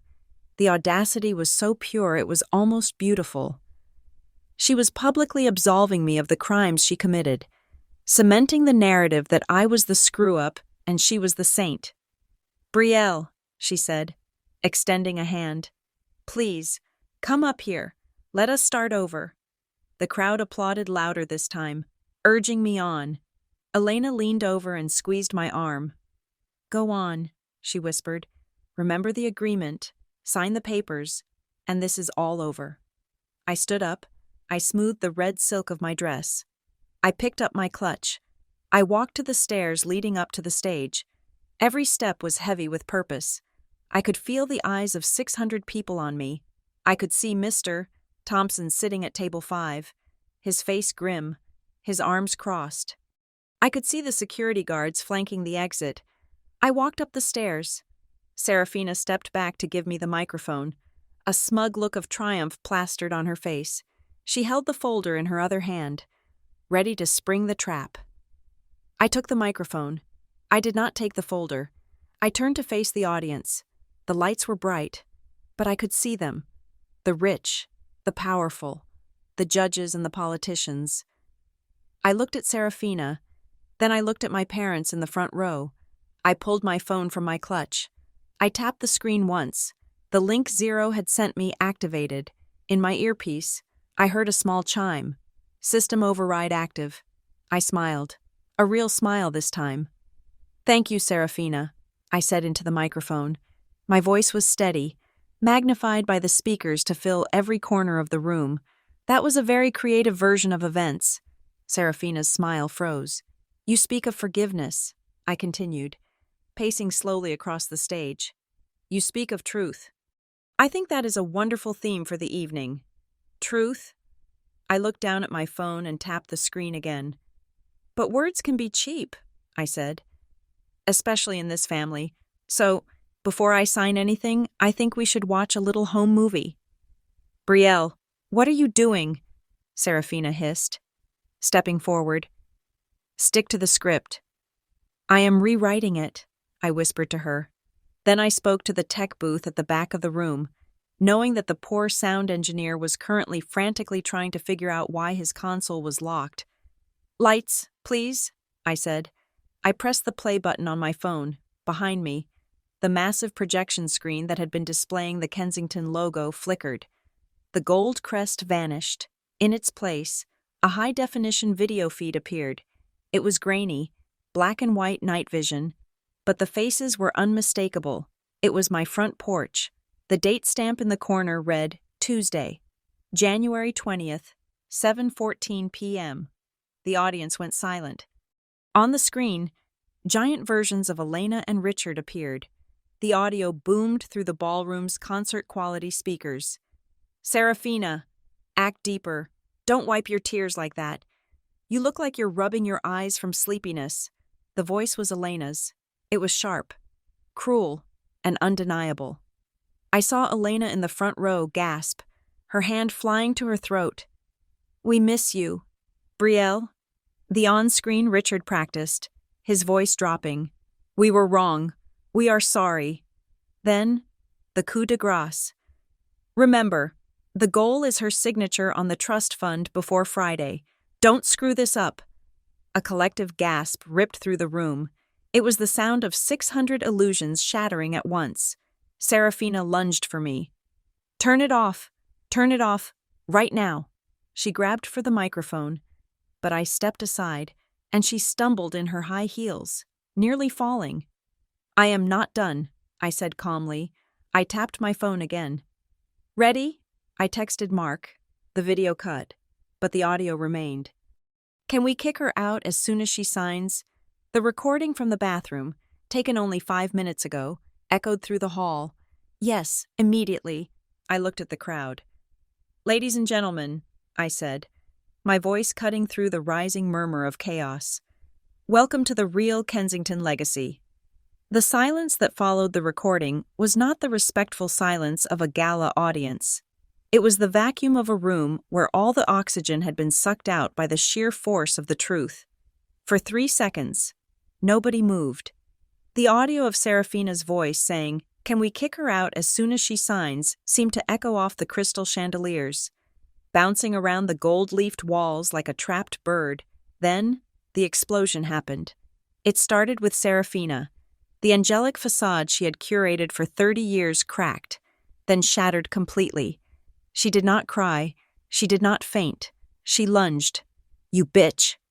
she screamed, her voice shredding into a guttural shriek that the microphone picked up and amplified to a deafening volume. She threw herself at me.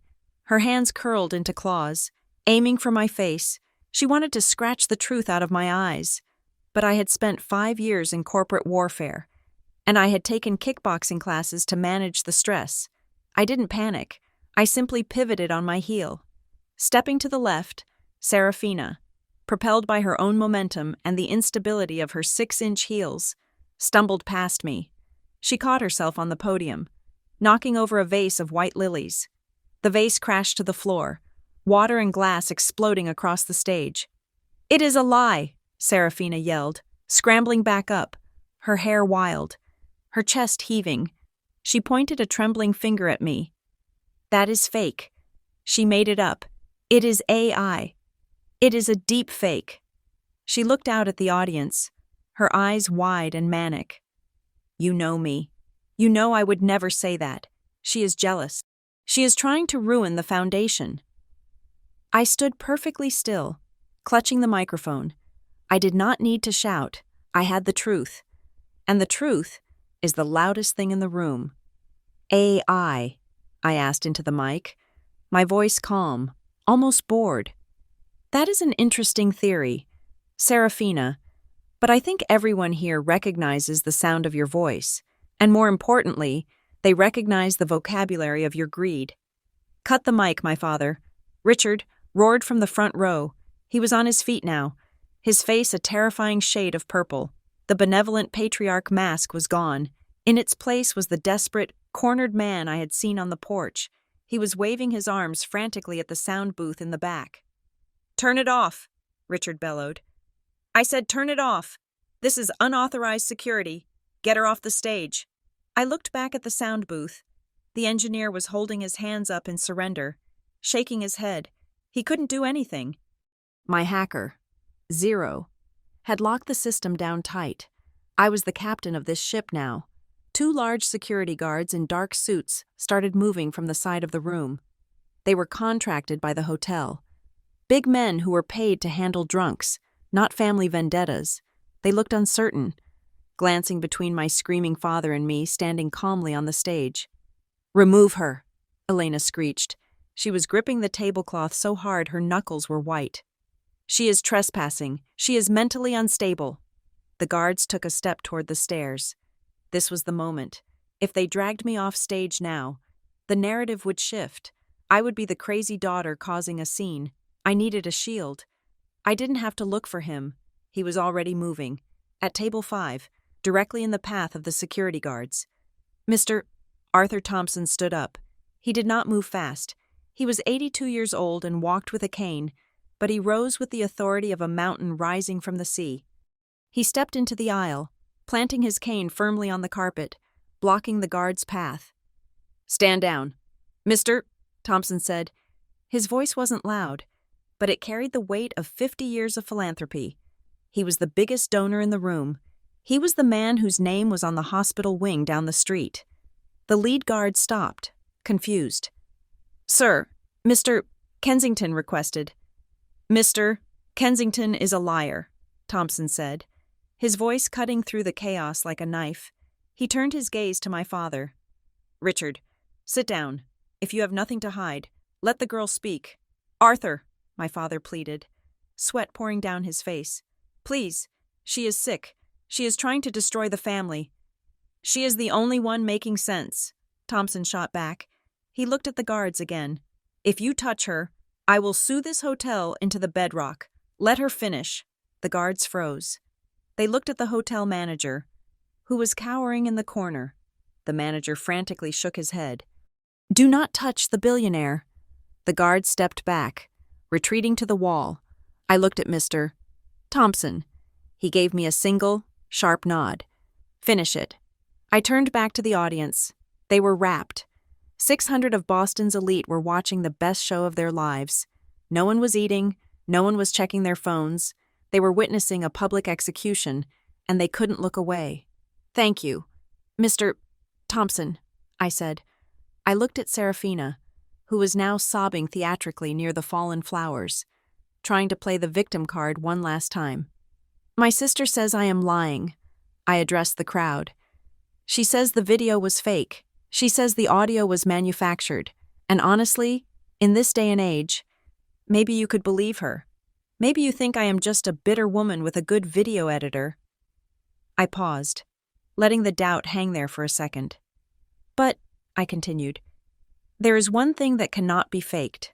One thing that does not have emotions. One thing that never lies." I held up my phone. "Math," I said. I tapped the screen. The projection behind me changed instantly. The grainy footage of my porch vanished. In its place, a massive, high-resolution spreadsheet appeared. It was crisp, white, and devastatingly detailed. "What you are looking at," I explained, using the laser pointer feature on my phone to circle a column of numbers, "is the general ledger of the Kensington Family Charity Foundation for the fiscal years 2024 and 2025. A murmur went through the room. People were leaning forward, squinting at the screen. "As you can see," I narrated, my voice taking on the professional, clinical tone I used in boardrooms. "The foundation raises approximately $4 million annually. That money is intended for scholarships, historical preservation, and medical grants." I swiped left on my phone. The slide changed. "And this," I said, "is where the money actually went." A complex web of wire transfers appeared on the screen. Lines of red ink connected the foundation's main account to 3 obscure entities. Blue Horizon Consulting, I read the names aloud. Starlight Logistics, Velvet Rope Events. I looked down at Serafina. She had stopped crying. She was staring at the screen with the look of a person watching a nuclear bomb fall on their house. Her mouth was open, but no sound came out. "These companies," I continued, "are registered in the Cayman Islands. They have no employees. They have no offices. They have no website.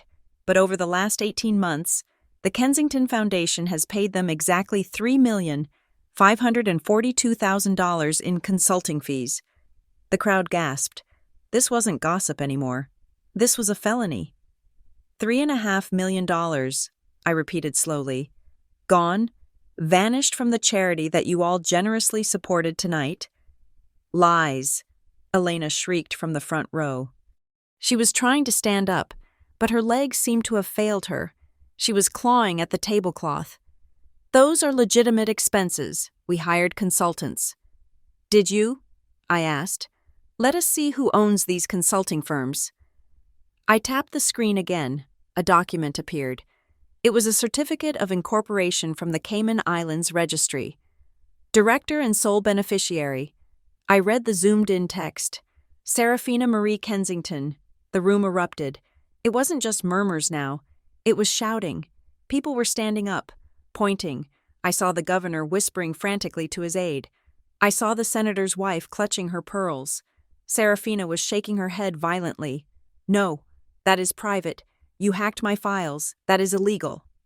You know what is illegal. Serafina, I asked, looking down at her. Embezzlement, wire fraud, tax evasion. I wasn't done. I had one more nail for the coffin. But the question remains, I said, bringing the room's attention back to me. Why did she need $3.5 million? Was it for business? Was it for investments? I swiped to the final slide. It was a collage of screenshots, not bank statements this time, but user logs, Royal Crown Crypto Casino, Lucky Star Poker Online, Bet 365 High Rollers. Serafina didn't spend your money on shoes, I said, my voice dropping to a sympathetic whisper that was far more damaging than a shout. She lost it. Online blackjack, roulette, sports betting. She has a gambling problem that has cost this family everything. I pointed to a specific line item on the screen. On November 12th, 2025, I read, a single transfer of $250,000 from the charity account to cover a loss on a heavyweight boxing match. The shame in the room was palpable, but it wasn't my shame. It was theirs. And that, I said, turning to look at my parents, is why we are here tonight. That is why they wanted a reunion. That is why they wanted my signature. I held up the leather folder Serafina had tried to make me sign. This document, I said, waving it in the air, was not a board appointment. It was a transfer of liability. They wanted to backdate my employment so that when the IRS audits them on Monday morning, it would look like I was the one who stole the money. They wanted to frame me. Again. My father had collapsed into his chair, his head in his hands. He looked small. He looked broken. But I felt no pity. He had been willing to send me to prison to save his own comfort. They needed my signature to access my grandfather's contingency trust. I explained to the silent room. $2 million, just enough to plug the hole before the auditors arrived. They didn't miss me. They missed my money, and they needed a scapegoat. I looked at Serafina. She was sitting on the floor now. Amidst the broken glass and spilled water, her blue dress was stained. Her makeup was running in streaks of black and beige. She looked like a ruined painting. You wanted a show. Serafina, I said softly, lowering the microphone slightly so only the front rows could hear the intimacy of my disdain. You wanted a spotlight. Well, soak it up. This is your legacy. I turned to the crowd one last time. I will not be signing anything tonight, I announced. And as for the Kensington Foundation, I suggest you all call your lawyers, because the money is gone. I signaled the tech booth. The screen went black. The house lights came up, harsh and unforgiving, for a moment. The tableau held. Me, standing tall in my red dress, the executioner, my family, scattered and destroyed at my feet, the audience, frozen in the horror of realization. Then, the doors at the back of the room burst open. It wasn't the waiters. It was a team of 6 people wearing windbreakers with bold yellow lettering on the back. FBI. Behind them were officers from the Boston Police Department, Department of Financial Crimes. Mr. Thompson had kept his word. He hadn't just called the district attorney. He had called in the cavalry. "Serafina Kensington," an agent shouted, his voice booming over the confused noise of the crowd. "Richard Kensington, Elena Kensington. Please remain where you are." The spell broke. The room dissolved into chaos. Guests were scrambling to get away from table 1, knocking over chairs in their haste to distance themselves from the radioactive fallout of the Kensington name. I watched as the agents moved in. They swarmed the stage. I carefully placed the microphone back on the podium. My hand was steady. My pulse was calm. I walked down the stairs, not looking back at my sister who was now screaming at a federal agent, nor at my mother who was weeping into a napkin. I walked straight toward Mr. Thompson. He was standing there, leaning on his cane, a look of grim satisfaction on his face. "You did it," he said as I approached. "We did it," I corrected him. "Are you okay?" he asked, searching my eyes for any sign of the little girl I used to be. "I am fine, Arthur," I said, and for the first time in 5 years. I meant it. I am finally free. The flashbulbs were popping like strobe lights now, capturing the arrest of the year. But I didn't turn around to watch. I didn't need to see them in handcuffs. I had seen enough. I adjusted my clutch, smoothed the silk of my red dress, and began to walk toward the exit, cutting a path through the stunned crowd like Moses parting the Red Sea. The chaotic energy in the ballroom was not just noise. It was a physical force, a tidal wave of scandal that crashed against the gilded walls of the Kensington Hotel. The FBI agents were moving through the crowd, their yellow windbreakers cutting through the sea of black tuxedos like warning beacons. But the drama on stage had not yet reached its final, bloody conclusion. Serafina was not looking at the federal agents. She was looking at the audience, her eyes wide with the terrifying clarity of a narcissist facing extinction. She grabbed the podium with both hands, her knuckles white, and screamed into the microphone one last time, her voice cracking with desperation. "It is a lie!" she shrieked, pointing a trembling finger at me. "Do not listen to her. She manipulated the footage. It is AI. She used deepfake technology to make me say those things. She is a crisis manager. This is what she does. She fabricates reality." She looked frantically at the faces in the front row, the governor, the senator, the board members. She was begging for one ally, one person who would choose the comfortable lie over the ugly truth. "Please," she sobbed, tears finally streaming down her face, destroying the last of her mascara. "I am innocent. I am the victim here. She is trying to steal the foundation from me." I stood a few feet away, watching her unravel. It was fascinating, in a morbid way. I raised my hand, holding a thick sheaf of papers I had pulled from my clutch. It was the physical copy of the independent audit Mark had compiled. "Denial is a powerful drug. Serafina," I said, my voice calm and amplified, cutting through her hysteria. "But numbers do not hallucinate, and they certainly do not use AI." I tossed the documents into the air. The pages fluttered down like snow, landing around Serafina's feet. "This is an independent audit conducted by Forensic Analytics Group," I announced to the room. "It tracks every single cent that left the foundation in the last 5 years, $3,542,000. It details the IP addresses used to transfer the funds. They match the IP address of your penthouse. It details the login credentials. They match your biometrics." I took a step closer to her. "And here's the kicker," I said. "The plan was simple. You steal the money, you panic, you realize the IRS is coming on Monday, so you call the sister you banished. You lure her back with a fake apology, you get her to sign a document that backdates her liability, and then you use her $2 million trust fund, the one grandfather left for emergencies, to patch the hole." I looked out at the audience. "That is why I am here," I said. "Not for a reunion, but to be a human shield. They wanted to use my money to hide her crime, and my name to take her prison sentence." The crowd was silent now, the murmur of shock replaced by the heavy realization of the depth of the betrayal. The FBI agents reached the edge of the stage. The lead agent, a tall woman with a no-nonsense expression, stepped up the stairs. Serafina Kensington, the agent said loud and clear. I am Special Agent Miller. We have a warrant for your arrest for wire fraud, embezzlement, and money laundering. Serafina recoiled as if slapped. She looked around wildly for an escape route, but there was none. Then, her eyes landed on our parents. Richard and Elena were standing at the foot of the stage. They looked terrified. They saw the handcuffs on the agent's belt. They saw the end of their social standing, and in that moment, the survival instinct that had defined their entire lives kicked in. We did not know, Elena shouted suddenly, her voice shrill. She pointed a shaking finger at Serafina. It was her, Elena yelled, looking at the police, looking at the press, looking at anyone who would listen. We had no idea. She managed the books. She told us everything was fine. We are victims, too. She deceived us.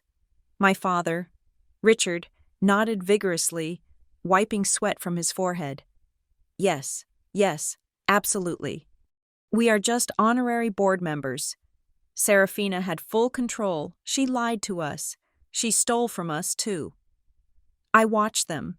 I watched the parents who had rehearsed an apology on my porch to save their own skins now, throw their golden child into the fire to buy themselves 5 more minutes of freedom. It was the ultimate betrayal. They were eating their own young. Serafina froze. She looked at Elena. She looked at Richard. The shock on her face was genuine this time. She had spent her whole life being protected by them. She had been the chosen one, and now, they were discarding her like a used tissue. Something snapped inside her. The sobbing stopped. Her face twisted into a mask of pure, unadulterated hatred. She let out a laugh, a sharp, jagged sound that chilled the room. You didn't know, Serafina screamed, turning on them. You didn't know. Who do you think told me to move the money to the Caymans? Who do you think demanded the renovations on the Martha's Vineyard house?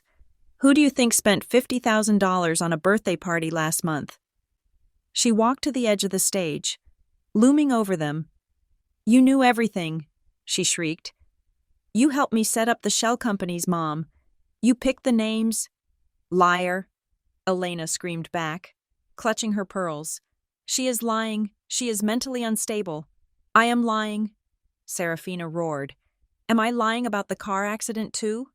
The room went dead silent. I felt a shiver run down my spine. This was it, the secret that had ruined my life, the secret I had kept to protect a family that never existed. Do not say another word. Serafina, Richard bellowed, stepping forward threateningly.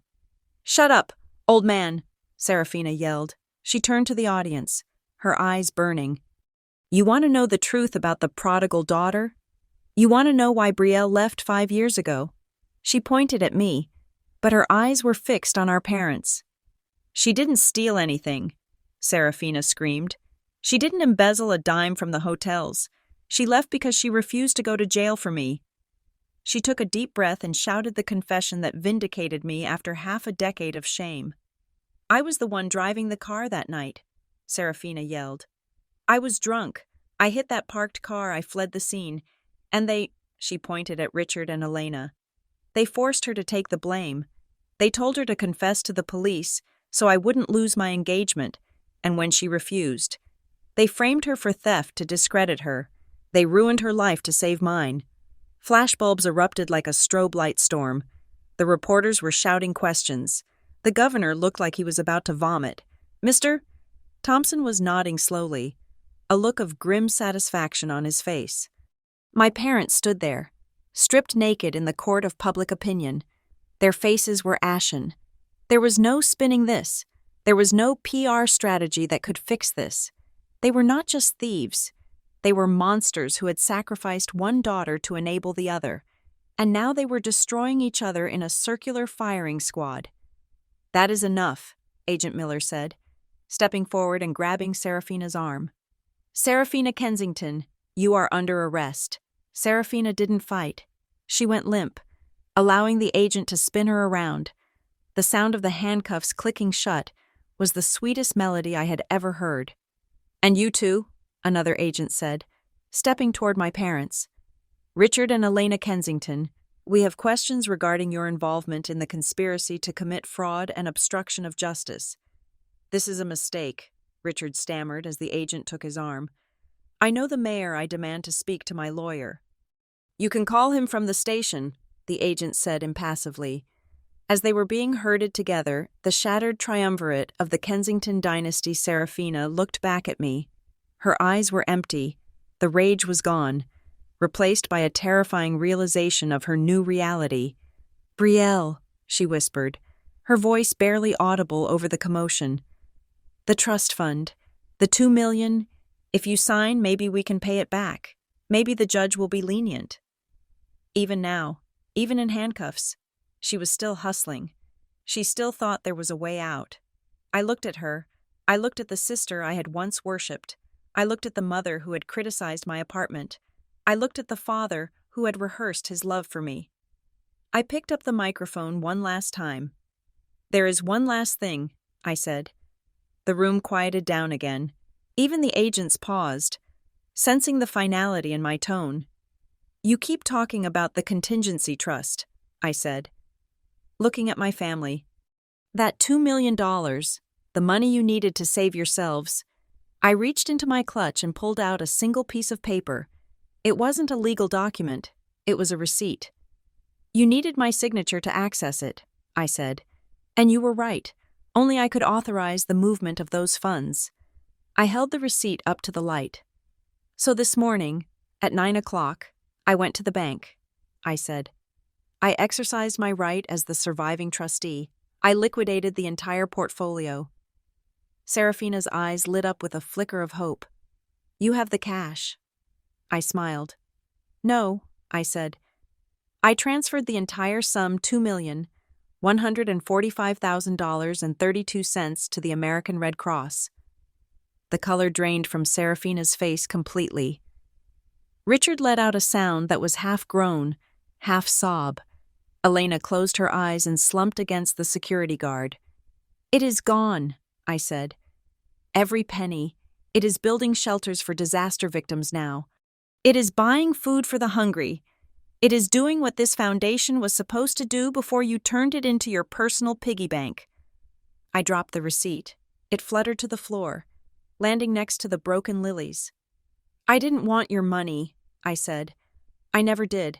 I just wanted to make sure you couldn't use it to hurt anyone else ever again. I placed the microphone on the podium with a decisive thud. It is over, I said. I turned my back on them. Take them away, I heard Agent Miller say. I walked down the stairs. The sea of people parted for me instantly. I saw fear in their eyes. I saw respect. I saw the sudden, terrifying realization that Brielle Kensington was not a woman to be crossed. I walked past the governor, who nodded at me with a look of awe. I walked past the society matrons who used to gossip about my fall from grace, and they lowered their eyes in shame. I walked past Mr. Thompson, who simply raised his cane in a salute. I didn't stop. I didn't look back at the stage where my family was being read their Miranda rights. I didn't look back at the flashbulbs. I didn't look back at the wreckage of the Kensington name. I walked straight to the double doors at the back of the ballroom. The doorman, a young man who looked terrified, scrambled to open them for me. Have a good night, Ms. Kensington, he stammered. I stepped out into the cool night air of Boston. The rain had stopped. The streetlights were reflecting on the wet pavement, making the city look like it was paved with diamonds. I took a deep breath. The air tasted clean. It tasted like justice. I was alone. I had no family. I had no inheritance. I had just decimated my own bloodline on live television, and I had never felt more complete. 3 months have passed since the night the Kensington dynasty dissolved under the harsh glare of a hotel spotlight. Boston is different in the spring. The gray slush that clogs the gutters of Beacon Hill melts away, revealing the cobblestones underneath, and the magnolias on Commonwealth Avenue explode into a riot of pink and white. It is a season of renewal. For the city, it is just the turning of the calendar. For me, it is the first time in 32 years that I have breathed air that does not taste like obligation. The fallout from the gala was swift, brutal, and entirely public. It was the kind of scandal that keeps the tabloids fed for weeks. They called it the red dress reckoning. The Kensington empire did not crumble slowly. It imploded. The Monday morning audit that my family had feared never happened, because by Monday morning, the IRS and the FBI had already seized the servers. The forensic accountants tore through the foundation's books like termites in rotten wood. They found everything.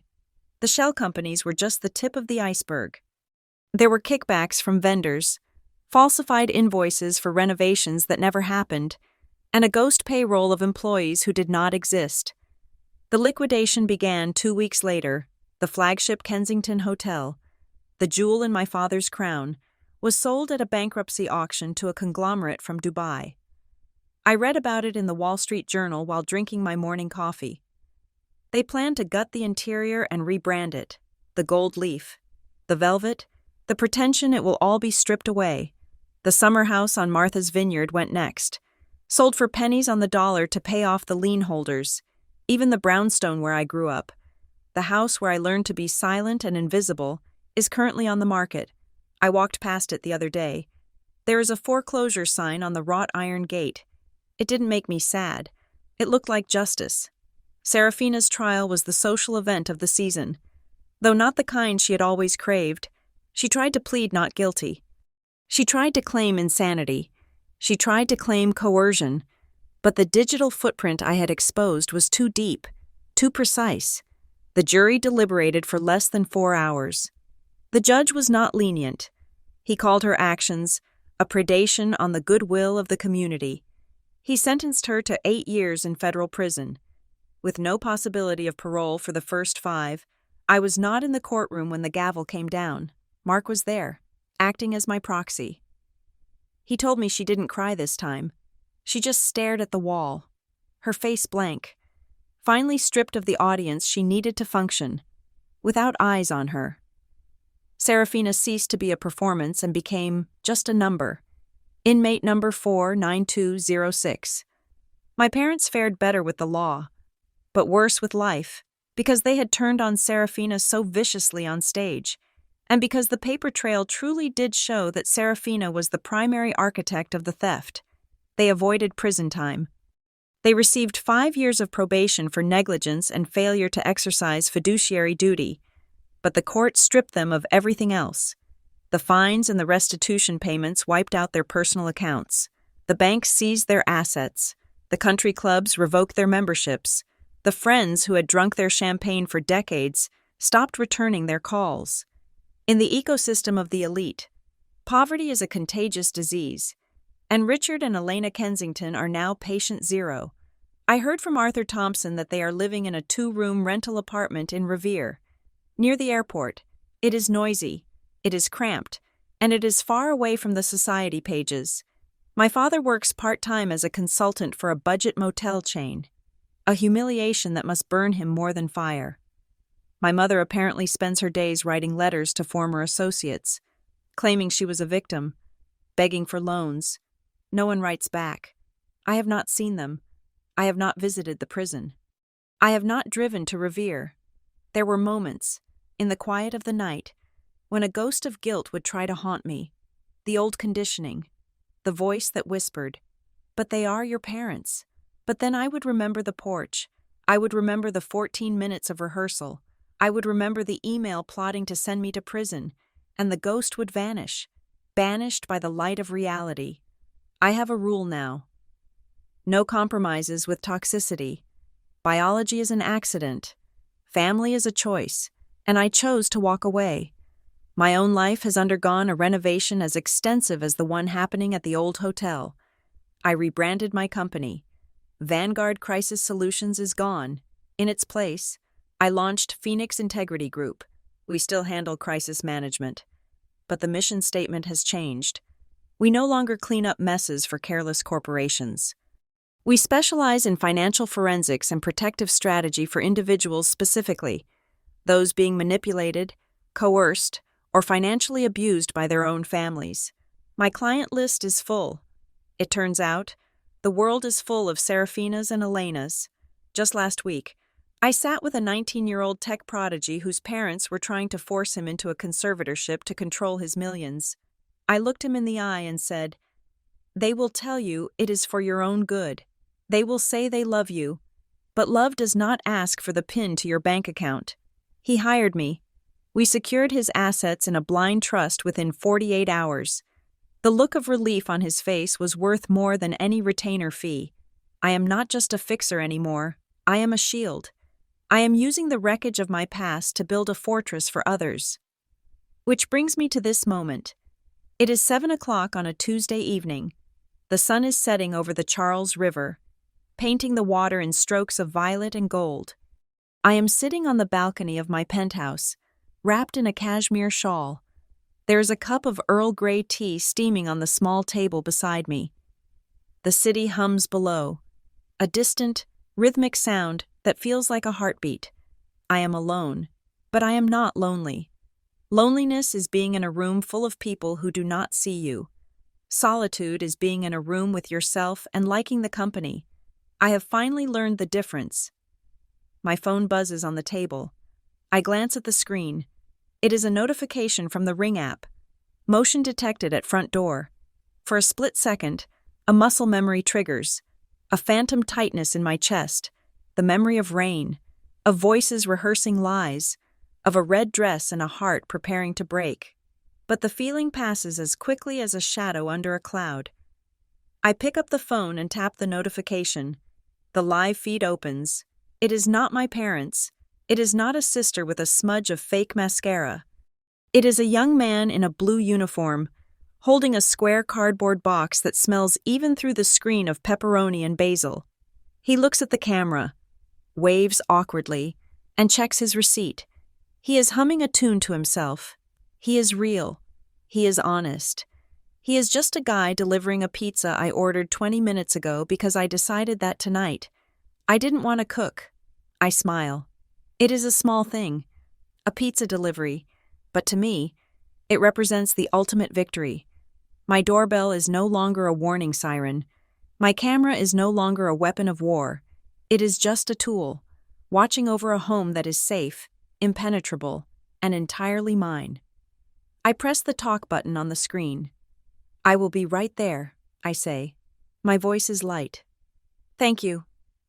I stand up, leaving the tea to cool in the evening air.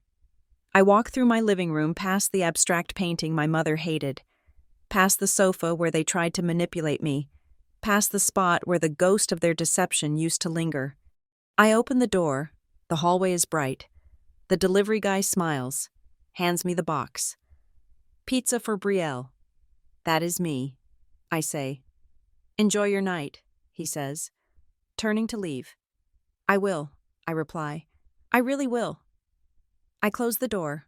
I lock it, not out of fear, but out of habit. The bolt slides home with a solid, satisfying thunk. I take the pizza to the kitchen. I pour a glass of wine, a cheap, cheerful red that I love, not the vintage labels I used to drink to impress people who didn't care about me. I sit on my sofa and put my feet up on the coffee table. I think about the journey, the wound, the evidence, the gala, the aftermath. They say that when a forest burns, the soil that remains is richer than it was before. The fire destroys the dead wood, the choking vines, the rot that hides in the undergrowth, and from that ash, something new grows, something stronger. I was burned. I was scorched by the people who were supposed to be my shade, but I did not turn to ash. I turn to diamond. I take a sip of wine and look at the blank television screen. I don't need to watch a drama tonight. I have lived one, and I have survived it. My phone buzzes one last time. It is a text from Mark. "Mark, just got the quarterly report for the new firm. Revenue is up 40%, and Arthur Thompson wants to take us to lunch next week. He says he has a friend who needs a Brielle Kensington solution." I type back, "Tell him I'm available," but my rates just went up. I put the phone down. The city lights are twinkling outside. A million little stars that do not know my name. And I do not need them to. I know who I am. I am Brielle. I am the woman who caught the wolves at the door and did not let them in. I take a bite of pizza. It is the best thing I've ever tasted. They say blood is thicker than water. They say family is everything. But they forget that sometimes blood can be toxic. Sometimes the family tree is rotten to the root. I spent years trying to heal a limb that was already gangrenous, trying to love people who only saw me as an asset to be liquidated. They told me I was cold. They told me I was unforgiving. But I learned that cutting away the necrotic tissue is the only way to save the body. I lost a mother, a father, and a sister. But in the silence they left behind, I found the one person I had been missing all along, myself, and the price I paid, the inheritance I gave away, the bridges I burned. It was completely, absolutely worth it. Thank you so much for listening to my story. I would love to know where you are tuning in from today. Are you listening while driving to work, cooking dinner, or maybe relaxing on your own balcony like Brielle? Please leave a comment below and share your thoughts. I read every single one of them. If you enjoyed this journey of justice and reclaiming one's life, please consider subscribing to the channel BitterSweet Drama Stories. Hit that like button and smash the hype button to help this story reach more people who might need to hear it. Remember, you are not obligated to set yourself on fire to keep others warm. Stay strong, and I will see you in the next story.